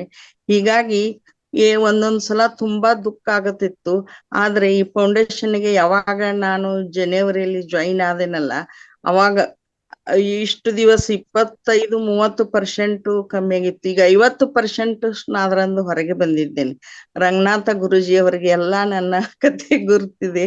ಅವರೇ ನನಗೆ ತುಂಬಾ 3 ಹೊತ್ತು ಧ್ಯಾನ ಮಾಡಮ್ಮ, ಅದರಲ್ಲೇ ಎಲ್ಲಾ ಸಿಗುತ್ತದತ್ತೆ ಹೇಳುತ್ತಾರೆ. ಆದ್ರೆ ನನಗೆ ಇನ್ನ ಧ್ಯಾನ ಹತ್ತುವುದಿಲ್ಲ ಮೇಡಮ್. ಏನೋ ಒಂಥರ ಒಳಗೆ ಇದು ಮೇಡಮ್. ಈಗ ನಾನ್ ಒಂದು ಮೌನದ ಬಗ್ಗೆನು ತಿಳಿಸ್ಕೊಟ್ಟೆ ನಿಮ್ಗೆ. ಈಗ ನಾ ಈ ಕತೆಗಳು ಹೇಳೋದು ಎಲ್ಲಾ ನಮ್ಗ್ ರಿಲೇಟೆಡ್. ಮೌನವಾಗಿ ಬಿಡ್ಬೇಕು. ಯಾರು ಏನೇ ಅನ್ಲಿ ಬೈಲಿ ಏನೇ ಅನ್ಲಿ, ಮೌನನೇ ಉತ್ತರ ಕೊಡ್ತದ ಅವ್ರಿಗೆ. ನೀವು ಬಾಯಿಲೆ ಉತ್ತರ ಕೊಡೋದಿಲ್ಲ, ಮೌನವಾಗಿ ಇದ್ರೆ ಸಾಕು, ಅಲ್ಲಿ ಅವ್ರಿಗೆ ಉತ್ತರ ಸಿಕ್ಬಿಟ್ಟಂಗೇನೆ. ಮೌನವಾಗಿ ಇರ್ರಿ. ಹೆಚ್ಚೆಚ್ಚು ಧ್ಯಾನ ಆಗ್ತಾ ಇಲ್ಲ ಅಂದ್ರೆಲ್ಲ ಆಗುತ್ತಾ, ನಿಧಾನಾಗೆ ಆಗುತ್ತೆ. ನೀವು ಈಗ ರಂಗನಾಥ್ ಸರ್ ಅವ್ರದ್ದು ಕ್ಲಾಸ್ ಅಟೆಂಡ್ ಆಗಿರಿ ಅಂದ್ರೆ ಮುಗೀತು, ಹಾಗೆ ಆಗುತ್ತೆ ಮೇಡಮ್. 30% 40% ಆಗಿದೆ ಅಂದ್ರಲ್ಲ, 100% ಆಗೇ ಆಗುತ್ತ. ಒಳ್ಳೊಳ್ಳೆ ಮಾಸ್ಟರ್ಸ್ ನ ಅವ್ರು ಕರೆಸ್ತಾ ಇದಾರೆ, ಕ್ಲಾಸ್ ಕೊಡ್ತಾ ಇದಾರೆ. ಇದಕ್ಕಿನ ಅದ್ಭುತ ಏನ್ ನೋಡ್ರಿ. ನೀವು ಒಂದಿನ ಕ್ಲಾಸ್ ಕೊಡುವಾಗೆ ಆಗ್ಬೇಕು. ನಾನ್ ಹೀಗಿದ್ದೆ, ಹೀಗಾಗಿದ್ದೀನಿ ಅಂತ ಹೇಳ್ಬೇಕು ನೀವು. ನಾನು ನಮ್ಮಲ್ಲಿ PMC ಬಳ್ಳಾರಿ ಝೂಮ್ ಕ್ಲಾಸ್ ನಾವು ನಡೆಸ್ತೀವಿ. ಆ PMC ಬಳ್ಳಾರಿ ಝೂಮ್ ನಲ್ಲಿ ನೀವು ಕ್ಲಾಸ್ ಕೊಡೋ ಹಾಗೆ ಆಗ್ಬೇಕು. ರಂಗನಾಥ್ ಸರ್ ಹತ್ರ ನಿಮ್ದು ಯಾರು ಕ್ಲಾಸ್ ಕೊಡ್ತೀರಿ ಅವ್ರದ್ದು ನಂಬರ್ ಇಸ್ಕೊಳ್ತೀನಿ. ಕ್ಲಾಸ್ ಕೊಡುವಂಗೆ ಆಗ್ರಿ. ಮಾಸ್ಟರ್, ನಮ್ ಗುರುಗಳು ಎಲ್ಲಾರ್ನು ಮಾಸ್ಟರ್ ಮಾಡಿ ಹೋಗಿದ್ದಾರೆ. ಇಲ್ಲಿ ಯಾರು ಶಿಷ್ಯರಿಲ್ಲ, ನೀವು ಎಲ್ಲ ಮಾಸ್ಟರ್ಗಳೇ. ಈಗ ಧ್ಯಾನಕ್ ಬಂದಿರ ಅಂದ್ರೆ ನೀವು ಒಬ್ಬ ಗ್ರೇಟ್ ಮಾಸ್ಟ್ರೇ. ನಮ್ PMC ಬಳ್ಳಾರಿಯಲ್ಲಿ ನೀವು ಕ್ಲಾಸ್ ಕೊಡ್ಬೇಕು, ನಿಮ್ದ ಅನುಭವ ಹಂಚ್ಕೋಬೇಕು. ನಾನು ಹೀಗಿದ್ದೆ, ಹೀಗಾಗಿದ್ದೇನೆ ಅಂತ. ಇದನ್ನ ಎಷ್ಟೋ ಮಂದಿ ಕೇಳ್ತಾರೆ, ಯೂಟ್ಯೂಬ್ ನಲ್ಲಿ ನೋಡ್ತಾ ಇರ್ತಾರೆ, ಝೂಮ್ ನಲ್ಲಿ ಅಟೆಂಡ್ ಆಗಿರೋ ಮಾಸ್ಟರ್ಸ್ ಕೇಳ್ತಾ ಇರ್ತಾರೆ. ಅದಕ್ಕಿಂತ ಖುಷಿ ಇನ್ನೇನ್ ಬೇಕು? ಈಗ ನೀವು ಮಾತಾಡ್ಕೊಂಡು ಖುಷಿ ಆಗಿದ್ದೀರಲ್ಲ, ಇದಕ್ಕಿಂತ ಇನ್ನೇನ್ ಬೇಕು ಹೇಳ್ರಿ, ಅಲ್ವಾ? ಇದಕ್ಕಿಂತ ಹೇಳಿ ಮೇಡಮ್. 50% ಅಷ್ಟು ನಾನು ಬದಲಾಗಿದ್ದೇನೆ. ತರಿಸುದ ನನ್ನ ಕಣ್ಣಲ್ಲಿ ನೀರು ಇನ್ನೂ ನಿಲ್ಲುವುದಿಲ್ಲ ಮೇಡಮ್. 100% ಅಂತ ಅನ್ಕೋಲಿ, 100% ಆಗ್ತದೆ ಅಷ್ಟೇ. 50% ಅಂತ ಪದ ಯೂಸ್ ಮಾಡಕ್ ಹೋಗ್ಬಿಡಿ ಇನ್ನೊಂದ್ಸರಿ. ನೀವು ಅಂದ್ರಲ್ಲ ಆಗಿದ್ದೀನಿ 100% ಆಗಿದ್ದೀನಿ ಅಂತ ಹೇಳಿ ಬಾಯಿಂದ ಅದು ಮನಸ್ಸಿಗೆ ಹೋಗುತ್ತೆ, ಮನಸ್ಸಿಂದ ಒಳಗಡೆ ಸುಪ್ತ ಮನಸ್ಸಿಗೆ ಹೋಗುತ್ತೆ. ಸುಪ್ತ ಮನಸ್ಸು ನಿಮ್ಗೆ ಏನ್ ಬೇಕಾ ತಂದು ಕೊಡ್ತದೆ. ನೀವು 50% ಹೇಳ್ತಾ ಇದ್ರೆ ಅದು ಗೆಲ್ತಾ ಇದ್ದ. 50% ಆಯ್ತು ಬಿಡಿ, 50% ಇಟ್ಕೊಡೋಣ, ಇನ್ನು ಜಾಸ್ತಿ ಹೋಗೋದು ಬೇಡ ಅಂತ ಅದನ್ನು ಒಳಗಡೆ ಆ ಪ್ರೋಗ್ರಾಮ್ ಆಗ್ತಾನೆ ಇರ್ತದೆ. ಅದು ನಾವು ಅದಕ್ಕೆ ಬಾಯಿಯಲ್ಲಿ ಏನ್ ನಾವು ಬಲಿಸ್ತೀವೋ ಆ ಪದಗಳು ನೋಡಿ, What goes out of the mouth that defile the person, that destroy the person. What comes into the mouth, it may not destroy the person, it may not defile the person. ಅದೇ Jesus Christ ಹೇಳಿರೋದು. ಅರ್ಥ ಆಯ್ತಾ? Jesus Christ ಏನ್ ಹೇಳ್ತಾರಂದ್ರೆ, ನಿಮ್ಮ ಬಾಯಿಂದ ಆಚೆ ಕಡೆ ಏನು ಹೋಗ್ತದೋ ಅದು ನಿಮ್ಮ ವ್ಯಕ್ತಿತ್ವನು ನಿಮ್ಮ ಪರ್ಸನಾಲಿಟಿ ಡಿಫೈನ್ ಮಾಡುತ್ತೆ. ಅದೇ ನಿಮ್ಮ ಒಳಗಡೆ ನಾವು ತಗೊಳ್ಳೋಂತ ಆಹಾರ ಇದೆ ನೋಡಿ, ಅಷ್ಟು ಡ್ಯಾಮೇಜ್ ಮಾಡಲ್ಲ ನಮ್ಗೆ, ಅಷ್ಟೇನು ಅದು ಇದು ಮಾಡಲ್ಲ ದೇಹಕ್ಕೆ ಇನ್ನೊಂದಕ್ಕೆ. ಸೊ ಜಾಸ್ತಿ ಉಂಟಾಗೋದೇನು ಗೊತ್ತಾ, ನಮ್ಮ ಪದಗಳು, ನಮ್ಮ ಬಾಯಿಂದ ಏನು ಪದಗಳು ಹೋಗುತ್ತೋ, ನಮ್ಮ ಯೋಚನೆಗಳು ಪದಗಳು, ಅದು ಬಹಳ ಇಂಪಾರ್ಟೆಂಟ್, ಬಹಳ ಗಮನ ಕೊಡ್ಬೇಕಾಗಿರೋದು. ಇವಾಗ ನನಗೆ ನೆಕ್ಸ್ಟ್ ಸರಿ 100% ಆಯ್ತು ಅಂತ ಹೇಳಿ ಎಲ್ಲಾರು ಕೇಳಿಸ್ಕೊಂತಾರೆ. ನಾವೆಲ್ಲರೂ ಕೇಳಿಸ್ಕೊಳೋದಲ್ಲ, ಪ್ರಧಾನವಾಗಿ ಯಾರು ಕೇಳಿಸ್ಕೊಂತಾರ ಗೊತ್ತಾ, ನಿಮ್ಮ ಒಳಗಡೆ ಇರುವಂತ ಸುಪ್ತ ಪ್ರಜ್ಞಾ ಮನಸ್ಸು ಕೇಳಿಸ್ಕೊತದೆ ಫಸ್ಟ್, ಮೊದಲನೇದಾಗಿ. ನೀವ್ ಏನೇ ಯೋಚನೆ ಮಾಡಿದ್ರು, ಏನೇ ಹೇಳಕ್ ಬಂದಿದ್ರು, ಎರಡು ಕೇಳಿಸ್ಕೊಂಡ ಮೊದಲನೇ ವ್ಯಕ್ತಿ, ಮೊದಲನೇ ಅಂಗ ಯಾವ್ದಪ್ಪ ಅಂದ್ರೆ ನಿಮ್ಮ ಒಳಗಡೆ ಇರುವಂತ ಆ ಸುಪ್ತ ಪ್ರಜ್ಞಾ ಮನಸ್ಸು. ಅದು ಕೇಳಿಸ್ಕೊಂಡ್ರೆ ಸಾಕು. ನಾವೇನ್ ಕೇಳಿಸ್ಕೊಂಡಿಲ್ಲ, ನಾವು ಮೌನವಾಗಿರ್ತೀವಿ, ನಿಶಬ್ದವಾಗಿರ್ತೀವಿ, ಪರವಾಗಿಲ್ಲ. ನೀವು ಕೇಳಿಸ್ಕೊಳ್ಳೋದು ಬಹಳ ಇಂಪಾರ್ಟೆಂಟ್ ಆಗುತ್ತೆ. ಅದರಿಂದ ಪೂರ್ತಿ ಹೀಲಿಂಗ್ ಆಗುತ್ತೆ, ವಾಶಿ ಆಗುತ್ತೆ ಅಷ್ಟೇ. ರೈಟ್. ಅಲ್ಲ, ಪ್ರಣಾಮಗಳು ರಂಗನಾಥ್ ಸರ್ ನಿಮ್ಗೆ. ನಮ್ಮ ಅಣ್ಣ ತಮ್ಮಂದಿರ ಹಾಗೆ ನೀವು ನನಗೆ ಒಡ ಹುಟ್ಟಿದವರ ಹಾಗೆ ಸಿಕ್ಕಿದ್ದೀರಿ. ನಾಗರಾಜ್ ಅಪ್ಪಾಜಿಯವರರು ಅವರನ್ನು ನೋಡಿದ್ರೆ ನಮ್ಮ ತಂದೆಯನ್ನು ನೋಡಿದಷ್ಟು ಆನಂದ ಆಗುತ್ತದೆ. ಇವಾಗ ಲಕ್ಷ್ಮೀಜಿಯವರು ಅವರು ಮಾತಾಡಿದ್ದನ್ನು ಕೇಳಿ ನನಗೆ ಇಷ್ಟೂರು ಮಾಸ್ಟ್ರು ಹಾಗೆ ಇದ್ದಾರೆ ಸರ್. ನನ್ನಲ್ಲಿ ಏನೇನು ತ್ರಾಸ ಆಗುತ್ತೇವಲ್ಲ ಅದಕ್ಕೆಲ್ಲಾ ಉತ್ತರನು ಇಲ್ಲಿಂದಲೇ ಸಿಗಲಿಕ್ಕೆ ಸರ್. ಇದರಿಂದ ನಾನು ಎಲ್ಲದಕ್ಕಿಂತ ದೊಡ್ಡ ಮಾಸ್ಟರ್ ನಿಮ್ಮೊಳಗಡೆ ಇದ್ದಾನೆ. ನಾವೆಲ್ಲ ಜಸ್ಟ್ ಏನ್ ಮಾಡ್ತೇವೆ, ಮಾರ್ಗದರ್ಶಿಗಳು ಅಷ್ಟೇ. ಅಂದ್ರೆ ಅದನ್ನು ಫೈರ್ ಮಾಡ್ತಾ ಇದ್ವಿ ಅಷ್ಟೇ, ಅಂದ್ರೆ ಇಗ್ನೈಟ್. ಒಳಗಡೆ ಈಗಾಗ್ಲೇ ನಿಮ್ಮ ಒಳಗಡೆ ಗನಿ ಇದೆ, ನಿಧಿ ಇದೆ. ಅದು ನಿಮ್ಮೊಳಗಡೆ ಇದೆ, ನಮ್ಮೊಳಗಡೆ ಇಲ್ಲ. ನಮ್ಮೊಳಗಡೆ ನಮ್ದಿದೆ, ನಿಮ್ಮೊಳಗಡೆ ನಿಮ್ದಿದೆ. ಎಲ್ಲಾದು ಒಂದೇ. ಆದ್ರೆ ನೀವು ಅದು ಗುರ್ತಿಸಕ್ ಆಗ್ತಾ ಇಲ್ಲ. ಅದು ಗುರ್ತಿಸುವಂತ ಕೆಲಸ ನಾವು ಮಾಡ್ತಾ ಇದೀವಿ. ಇಂತ ಗುರುಗಳು, ಮಾಸ್ಟರ್ಸ್ಗಳೆಲ್ಲ ಬರ್ತಾ ಇರ್ತಾರೆ. ಅದು ಸ್ವಲ್ಪ ನಿಮ್ಗೆ ಏನ್ ಮಾಡ್ತಾರೆ ಅಂದ್ರೆ ಇಗ್ನೈಟ್ ಮಾಡ್ತಾರೆ, ಸ್ವಲ್ಪ ಫೈರ್ ಮಾಡಿ ಹೋಗ್ತಾ ಇರ್ತಾರೆ ಅಷ್ಟೇ. ಓಕೆ, ಇರೋದು ನಿಮ್ಮ ಒಳಗಡೆ ಇದೆ. ನಿಮ್ಮ ಒಳಗಡೆಯಿಂದ ನೀವೇ ಕಲಿಬೇಕಾಗತ್ತೆ, ನೀವೇ ತಿಳಿಬೇಕಾಗತ್ತೆ. ಆಚೆ ಕಡೆ ಬಾಹ್ಯದಲ್ಲಿ ಎಲ್ಲಿ ಇಲ್ಲ. Okay okay sir, thank you sir. Madam ನಿಮಗೂ ಧನ್ಯವಾದಗಳು. ಎಲ್ಲಾ ಮಾಸ್ಟರ್ಜಿಗಳು ನನಗೆ ಕೃತಜ್ಞತೆಗಳನ್ನು ಎಷ್ಟು ಹೇಳಿದರು ಕಮ್ಮಿಯೇ madam. Thank you so much. Sujatha madam. Vijayalakshmi madam ಹೇಳಿದ್ರು, ನೀವು ಒಂದಿನ ಕ್ಲಾಸ್ ಕೊಡಂಗಾಗ್ಲಿ ಅಂತ. ಖಂಡಿತ ಕೊಡ್ತೀರಾ. ಆಮೇಲೆ ಧ್ಯಾನ ಹತ್ತೋದಿಲ್ಲ ಅಂತ ನೀವ್ ಇನ್ನೊಂದ್ಸಲ ಹೇಳೋದಿಲ್ಲ, ಯಾಕೆಂದ್ರೆ 100% ನಾನ್ ಮಾಡೇ ಮಾಡ್ತೀನಿ ಅಂತ ಸರ್ ಹೇಳ್ದಂಗೆ ನೀವು ಮಾಡ್ಲೇಬೇಕು. Thank you Sujata. ಮುಕ್ತಿಗೆ ಒಂದೇ ಒಂದು ದಾರಿ, ಮುಕ್ತಿಗೆ ಒಂದೇ ಒಂದು ತಂತ್ರ, ಒಂದೇ ಒಂದು ಟೆಕ್ನಿಕ್. ಮಂತ್ರ, ತಂತ್ರ, ಟೆಕ್ನಿಕ್ ಯಾವ್ದು ಗೊತ್ತಾ? ಶ್ವಾಸದ ಮೇಲೆ ಗಮನ ಅಷ್ಟೇ. ಅದೊಂದ್ರೆ ಸಾಕು. Thank you. ಅಷ್ಟೇ ಮಾಡ್ಲಿಕ್ಕತ್ತೀನಿ ಸರ್, ಬೆಳಿಗ್ಗೆ 5ರಿಂದಾನು ಮಾಡ್ಲಿಕ್ಕತ್ತೀನಿ. Okay madam, thank you sir. ನಂದು ನೆಟ್ವರ್ಕ್ ಹೋಗಿ ಬಂತು. ಮನುಷ್ ಸರ್ ಮಾತಾಡಿದಾರ ಗೊತ್ತಾಗ್ಲಿಲ್ಲ. ಇಲ್ಲ ಬನ್ನಿ, ಮಾತಾಡಿಲ್ಲ. ಓಕೆ, ಮನುಷ್ ಸರ್ ಮಾತಾಡಿ.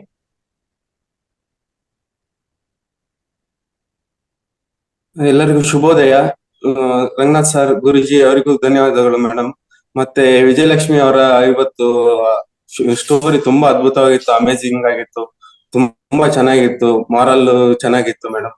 ಅದರಲ್ಲಿ ನನಗೆ ಚಿಂತೆ ಬಿಡ್ಬೇಕು ಅದ್ರ ಬಗ್ಗೆ ಏನು, ಆ ಸ್ಟೋರಿ ಚೆನ್ನಾಗಿತ್ತು. ಮತ್ತೆ ತ್ಯಾಗ ಮಾಡ್ಬೇಕು, ಮತ್ತೆ ಹಿರಿಯರಿಗೆ ಗೌರವಿಸಬೇಕು, ಮತ್ತೆ ಎಲ್ಲಾ ಸ್ಟೋರಿನೂ ಚೆನ್ನಾಗಿತ್ತು. ಮತ್ತೆ ಇವತ್ತು ವಿಶ್ವ ಪರಿಸರ ದಿನದ ಶುಭಾಶಯಗಳು ಎಲ್ಲರಿಗೂ.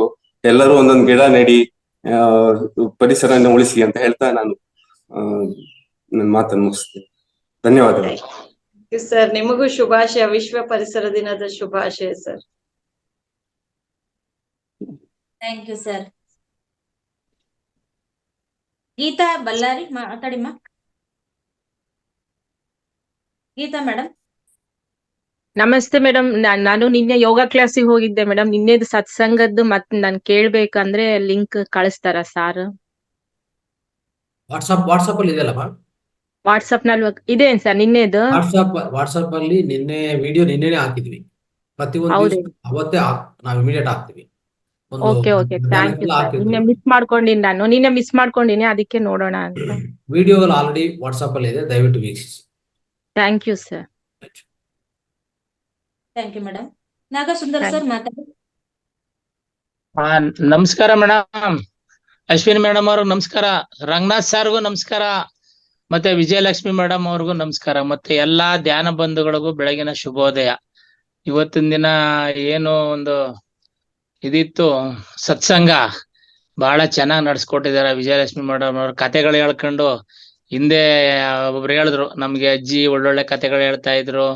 ಯಾವಾಗ ಈ ಒಳ್ಳೊಳ್ಳೆ ಕತೆಗಳನ್ನ ಸಣ್ಣ ವಯಸ್ಸಿನಿಂದ ಕೇಳ್ಕೊಂಡ್ ಬಂದಿರ್ತಾರೆ ಮಕ್ಕಳು, ಅವರೆಲ್ಲ ಮುಂದೆ ಅದನ್ನ ಅಳವಡಿಸ್ಕೊಂಡು ಒಂದು ಉತ್ತಮವಾದ ಇದ್ರಲ್ಲಿ ಹೋಗ್ತಾರೆ ಅನ್ನೋದಕ್ಕೆ ಇದೇ ಒಂದು ಸಾಕ್ಷಿ. ಮಾತೆ ಮುತ್ತು ಮಾತೆ ಮೃತ್ಯು. ನಾವು ಒಳ್ಳೆ ಮಾತಾಡಿದ್ರೆ ಅದೇನೆ ಒಂದು ಮುತ್ತಿದ್ದಂಗೆ. ಮಾತಿನಿಂದ ಮೃತ್ಯು, ಜಗಳಗಳು ಎಲ್ಲ ಕಲೆಗಳು ಬರ್ತವೆ. ಅದರಿಂದ ಮಾತಾಡ್ಬೇಕಾದ್ರೆ ಬಹಳ ಎಚ್ಚರಿಕೆಯಿಂದ ಮಾತಾಡ್ಬೇಕು ಅಂತ ಹೇಳ್ತಾರೆ. ಮತ್ತೆ ಇದ್ರ ಬಗ್ಗೆ ಎಲ್ಲ ದುಡ್ದದ್ದೆಲ್ಲ ನಮ್ದೇ ಅಲ್ಲ, ಅದರಲ್ಲೂ ಕೆಲವ್ರಿಗೆ ಎಲ್ಲರಿಗೂ ಪಾಲಿದೆ ಅನ್ನೋದು ಸಹ ಒಂದು ನೀತಿ ಕಥೆನ ಹೇಳಿದ್ರು ಬುದ್ಧರ ಬಗ್ಗೆ. ಮತ್ತೆ ಎರಡನೇದಾಗಿ ಮೌನಕ್ಕಿರೋ ಬೆಲೆ ಎಷ್ಟಿದೆ ಅಂತಂದ್ರೆ ಮೌನದಿಂದ ಏನ್ ಬೇಕಾದ್ರೂ ಸಾಧನೆ ಮಾಡ್ಬೋದು ಅನ್ನೋದನ್ನು ಸಹ ತಿಳಿಸ್ಕೊಟ್ರು. ಮತ್ತೆ ಮನ ಪರಿವರ್ತನೆ, ಯಾವ ರೀತಿ ಅಂಗುಲಿಮಾಲ್ನ ಮನಸ್ಸನ್ನ ಬುದ್ಧ ತನ್ನ ಒಂದು ಒಳ್ಳೆ ಇದ್ರಲ್ಲಿ ಅವ್ರಿಗೆ ಕೌನ್ಸಿಲಿಂಗ್ ಮಾಡೋ ತರ ಮಾಡಿ ಯಾವ ರೀತಿ ಪರಿವರ್ತನೆ ಮಾಡಿದ್ರು ಅನ್ನೋದ್ರ ಬಗ್ಗೆ ಬಹಳ ಚೆನ್ನಾಗಿ ತಿಳಿಸ್ಕೊಟ್ಟಿದ್ದಾರೆ. ಇದೆಲ್ಲ ಬಹಳ ಒಂದು ಸತ್ಸಂಗ ಚೆನ್ನಾಗಿತ್ತು. ನನ್ಗಾದ್ರೂ ಇವನ್ನೆಲ್ಲ ನೋಡಿದ್ರೆ ಒಂದೆರಡು ಲೈನ್ ಹಾಡು ಹೇಳ್ಬೇಕು ಅನ್ಸುತ್ತೆ. ಹೇಳ್ತೀನಿ ಮೇಡಮ್. ಹೇಳಿ ಸರ್. ಮೇಡಮ್ ನೋಡಿ, ಇದು ಎಲ್ರು ಕೇಳಿರ್ಬೋದು. ಮೂಕನಾಗಬೇಕು ಜಗದೊಳು ಜ್ವಾಕ್ಯಾಗಿರಬೇಕು, ಮೂಕನಾಗಬೇಕು ಜಗದೊಳು ಜ್ವಾಕ್ಯಾಗಿರಬೇಕು, ಕಾಕ ಬುದ್ಧಿ ಕಡೆ ಗಾಯಿಸಲಾರದೆ, ಕಾಕ ಬುದ್ಧಿ ಕಡೆ ಗಾಯಿಸಲಾರದೆ, ಲೋಕದ ಗೊಡವಿ ನಿನಗ್ಯಾಕ ಬೇಕು, ಮೂಕನಾಗಬೇಕು ಜಗದೊಳು ಜ್ವಾಕ್ಯಾಗಿರಬೇಕು, ಆಸೆಯ ನಳಿಬೇಕು ಮನಸ್ಸಿನ ಹೇಸಿಕಿ ತೊಳಿಬೇಕು, ಆಸೆಯ ನಳಿದು ಹೇಸಿಕಿ ತೊಳೆದು ಈಶ ಮಹಾಂತನ ಪದ ಹಿಡಿಬೇಕು, ಮೂಕನಾಗಬೇಕು ಜಗದೊಳು ಜ್ವಾಕ್ಯಾಗಿರಬೇಕು, ಧ್ಯಾನ ಮಾಡಬೇಕು ನಾವು ಧ್ಯಾನ ಮಾಡಬೇಕು. ವಂದನೆಗಳು ಮೇಡಮ್. Thank you. ಅವಕಾಶ ಕೊಟ್ಟಿದ್ದಕ್ಕೆ ಎಲ್ಲರಿಗೂ ಅದ್ಭುತವಾದ ಹಾಡು ಹಾಡಿದ್ರಿ ಅವರೇ. ಸರ್ ನಮಸ್ಕಾರ ಸರ್.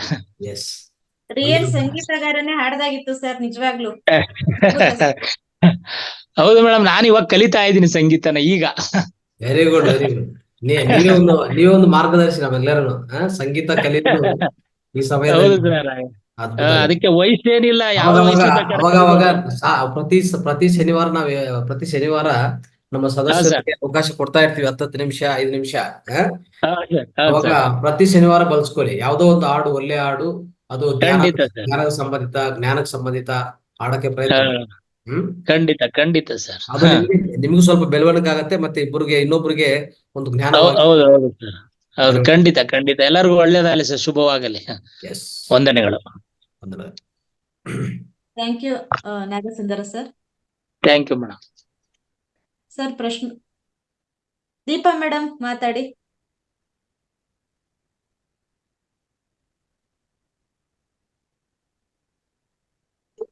ನಮಸ್ತೆ ಗುರುಜಿ. ನಮಸ್ತೆ ಮೇಡಮ್. ನಮಸ್ತೆ. ಪ್ರತಿಯೊಬ್ಬರನ್ನು ಬದಲಾಯಿಸುತ್ತೆ ಮೇಡಮ್. ಕತೆಗೆ ಪ್ರತಿಯೊಬ್ಬರನ್ನು ಬದಲಾಯಿಸೋ ಶಕ್ತಿ ಇದೆ. ಆಮೇಲೆ ಬುದ್ಧ ಅಂದ್ರೇನೆ ಒಂಥರ ನಾವೆಲ್ಲರೂ ಭದ್ರಾಗಿರ್ಬೇಕು. ಮತ್ತೆ ಬುದ್ಧ ಆಗಿರ್ಬೇಕಾದ್ರೆ ನಮ್ಮ ಮೈಂಡ್ ಅನ್ನ ನಾವು ಶೂನ್ಯ ಮಾಡ್ಕೋಬೇಕಂತ ನಾನ್ ಅನ್ಕೊಂಡಿದ್ದೀನಿ ಮೇಡಮ್.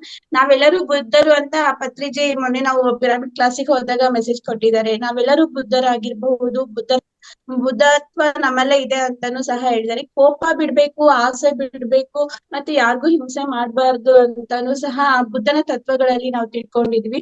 ಬುದ್ಧನ ನೀತಿ ಕಥೆಗಳು ಪ್ರತಿಯೊಬ್ಬರ ನೈಜ ಜೀವನಕ್ಕೆ ಅದೊಂದು ಸರಳ ಮಾರ್ಗದರ್ಶನ. ಮತ್ತೆ ಮೌನದ ಬಗ್ಗೆ ಒಂದ್ ಕತೆ ಹೇಳಿದ್ರಲ್ಲ ಮೇಡಮ್, ತುಂಬಾ ಚೆನ್ನಾಗಿತ್ತು. ಮೌನ ಸಹ ಒಂದು ಭಾಷೆನೇ ಅದು. ನಾವು ಪ್ರತಿಯೊಂದು ಒಂದು ಗಿಡದ ಜೊತೆ ಮಾತಾಡ್ಬೋದು, ಒಂದ್ ಕಲ್ಲಿನ ಜೊತೆ ಮಾತಾಡ್ಬೋದು, ಒಂದು ಸಣ್ಣ ಎಳೆ ಮಗು ಜೊತೆನೂ ನಾವು ಮಾತಾಡ್ತೀವಿ. ಪ್ರತಿಯೊಂದಕ್ಕೂ ಭಾವನೆಗಳು ಹೋಗಿ ಟಚ್ ಆಗುತ್ತೆ. ಈಗ ಗಿಡದ ಜೊತೆ ನಾವು ಎಷ್ಟೋ ಸರಿ ಮಾತಾಡಿದಾಗ ಅದು ನಮ್ಗೆ ಆನ್ಸರ್ ಮಾಡ್ತಾ ಇರುತ್ತೆ. ಒಂದು ನಾಯಿ ಜೊತೆ ಮಾತಾಡಿದಾಗ್ಲೂ ಅದು ಒಂದು ಅದ್ರ ಭಾಷೆ ಮೂಲಕ ನಮ್ಗೆ ಅದು ತಿಳಿಸ್ತಾ ಇರುತ್ತೆ. ಪ್ರತಿಯೊಂದಕ್ಕೂ ಮೌನ ಅಂತಂದ್ರೆ ಅದ್ರಲ್ಲಿ ಎಷ್ಟೊಂದು ಭಾಷೆ ಇದೆ. ನಾವು ಸೈಲೆಂಟ್ ಆಗಿದ್ರೆ ನಮ್ಗೆಲ್ಲ ಅರ್ಥ ಆಗುತ್ತೆ ಮೇಡಮ್. ನನ್ಗೊಂದ್ ಕ್ವಶನ್ ಏನು ಅಂತಂದ್ರೆ, ಈಗ ಬುದ್ಧರು ಮನೆ ಬಿಟ್ಟು ಹೋದ್ರಲ್ಲ ಮೇಡಮ್, ಸಿದ್ಧಾರ್ಥ ಆಗಿ ಅವ್ರು ಸಂಸಾರಿ ಆಗಿದ್ರಲ್ಲ, ಮನೆ ಬಿಟ್ಟು ಹೋದಾಗ ಮತ್ತೆ ಅವ್ರ ಹೆಂಡತಿ ಮತ್ತೆ ಅವರ ಮಗುಗೆ ಎಷ್ಟು ಹಿಂಸೆ ಆಯ್ತಲ್ಲ ಮೇಡಮ್, ತುಂಬಾ ಕಷ್ಟ ಆಯ್ತು. ಅದು ಅವ್ರು ಎಷ್ಟು ದಿನ ಯೋಚನೆ ಮಾಡಿದ್ರು ಅದ್ರ ಬಗ್ಗೆ ಅಂತ. ನಾನು ಸ್ವಲ್ಪ ಪೂರ್ತಿ ಓದಿಲ್ಲ ಅವ್ರ ಬಗ್ಗೆ. ಅವ್ರ ಹೆಂಡತಿ ಇಲ್ಲ ಮೇಡಮ್, ಅದು ಸಂಸಾರದ ಬಗ್ಗೆ ಅವರು ಯೋಚನೆ ಮಾಡಲಾರ್ದನೆ ಮತ್ತೆ ಹೊರಗ್ ಬರ್ತಾರೆ. ಅದು ಯಾವಾಗ ಹೊರಗಡೆ ಜಗತ್ತು ನೋಡ್ತಾರೆ ಅವರು.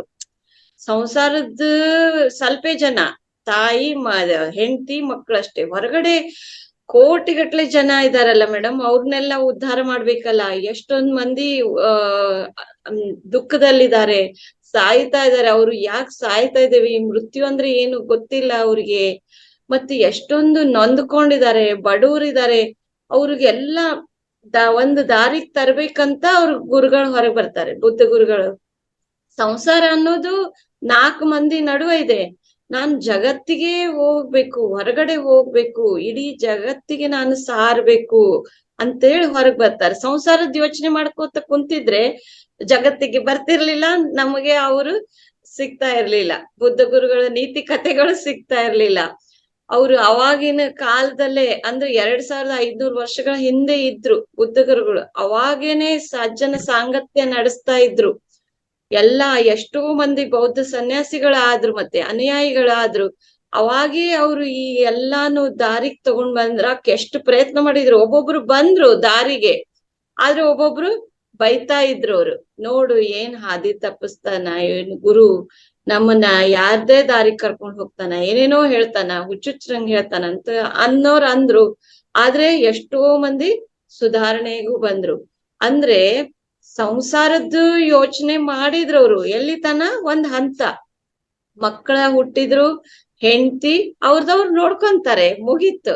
ಈಗ ನಮ್ ಜೀವನದಲ್ಲಿನೂ ಹಂಗೆ ಮೇಡಮ್. ನಾವು ಕೂಡ ಸಂಸಾರ ಒಂದ್ ಕಡೆ ಇರುತ್ತೆ, ಇನ್ನೊಂದ್ ಕಡೆ ಈ ಧ್ಯಾನ, ಸತ್ಸಂಗ, ಸ್ವಾಧ್ಯಾಯ ಇದಕ್ಕೂ ನಾವು ಅಟೆಂಡ್ ಆಗ್ಬೇಕು. ಇದು ಒಂದು ಇಂಪಾರ್ಟೆಂಟ್. ಯಾಕಂದ್ರೆ ಮೋಕ್ಷಕ್ ದಾರಿನೇ ಇದು.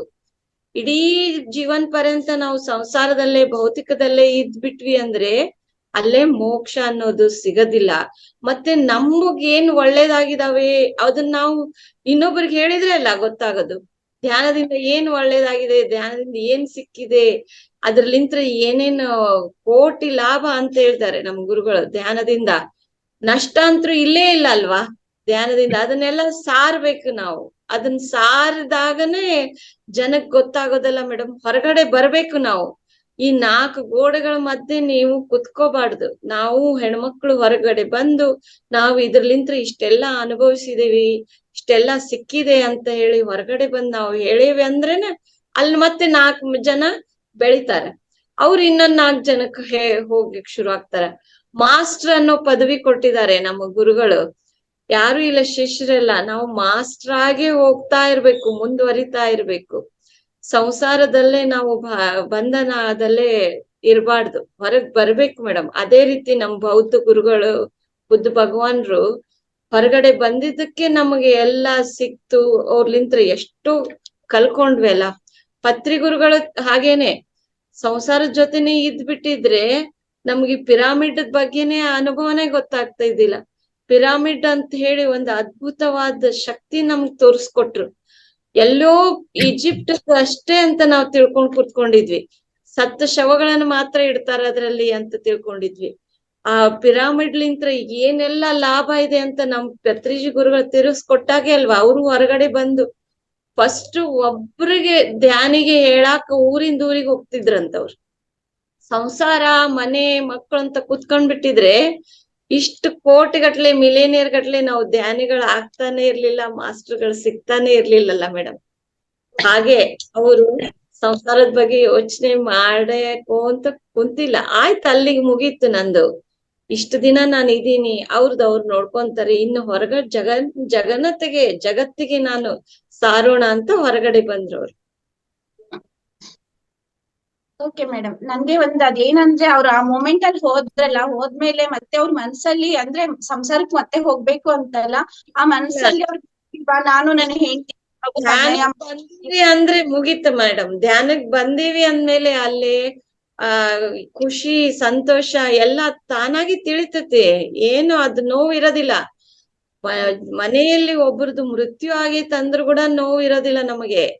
ನೋವೇ ಹೋಗ್ಬಿಡ್ತೈತಿ. ಆ ಸ್ಥಿತಿಗ್ ಬಂದ್ಬಿಡ್ತೀವಿ ನಾವು. ಧ್ಯಾನ ಮಾಡ್ತಾ ಮಾಡ್ತಾ ಮಾಡ್ತಾ ಆ ಸ್ಥಿತಿಗ್ ಬಂದ್ಬಿಡ್ತೀವಿ. ಕ್ಷಣಿಕ ಅದೆಲ್ಲ. ನೋವು ಸುಖ ದುಃಖನೂ ಬರ್ತಾ ಇರ್ತೈತಿ, ಸುಖನೂ ಬರ್ತಾ ಇರ್ತೈತಿ. ಎರಡು ಬ್ಯಾಲೆನ್ಸ್ ಆಗಿ ನಾವು ತಗೊಂಡ್ ಹೋಗ್ಬೇಕು. ಆ ದುಃಖನ ಅಲ್ಲೇ ಹಿಂದೆ ಮರ್ತ್ ಬಿಡ್ಬೇಕು ಅದನ್ನ. ಏನೇ ದುಃಖ ನಡೆದಿದೆ ನಮ್ಮ ಮನೆಯಲ್ಲಿ, ಘಟನೆ ನಡೆದಿದೆ ಅಂದ್ರೆ ಕ್ಷಣಿಕ ಮೇಡಮ್, ಮತ್ತೆ ಮುಂದ್ ಹೋಗ್ತಾ ಇರ್ಬೇಕು. ಬುದ್ಧ ಭಗವಾನ್ರು ಅದೇ ಮಾಡಿರೋದು. ಅದು ಅಲ್ಲಿಗೆ ಮುಗೀತು. ಮುಂದೆ ಹೋಗ್ತಾ ಇದ್ರು ಅವ್ರು ಹಂಗೆ.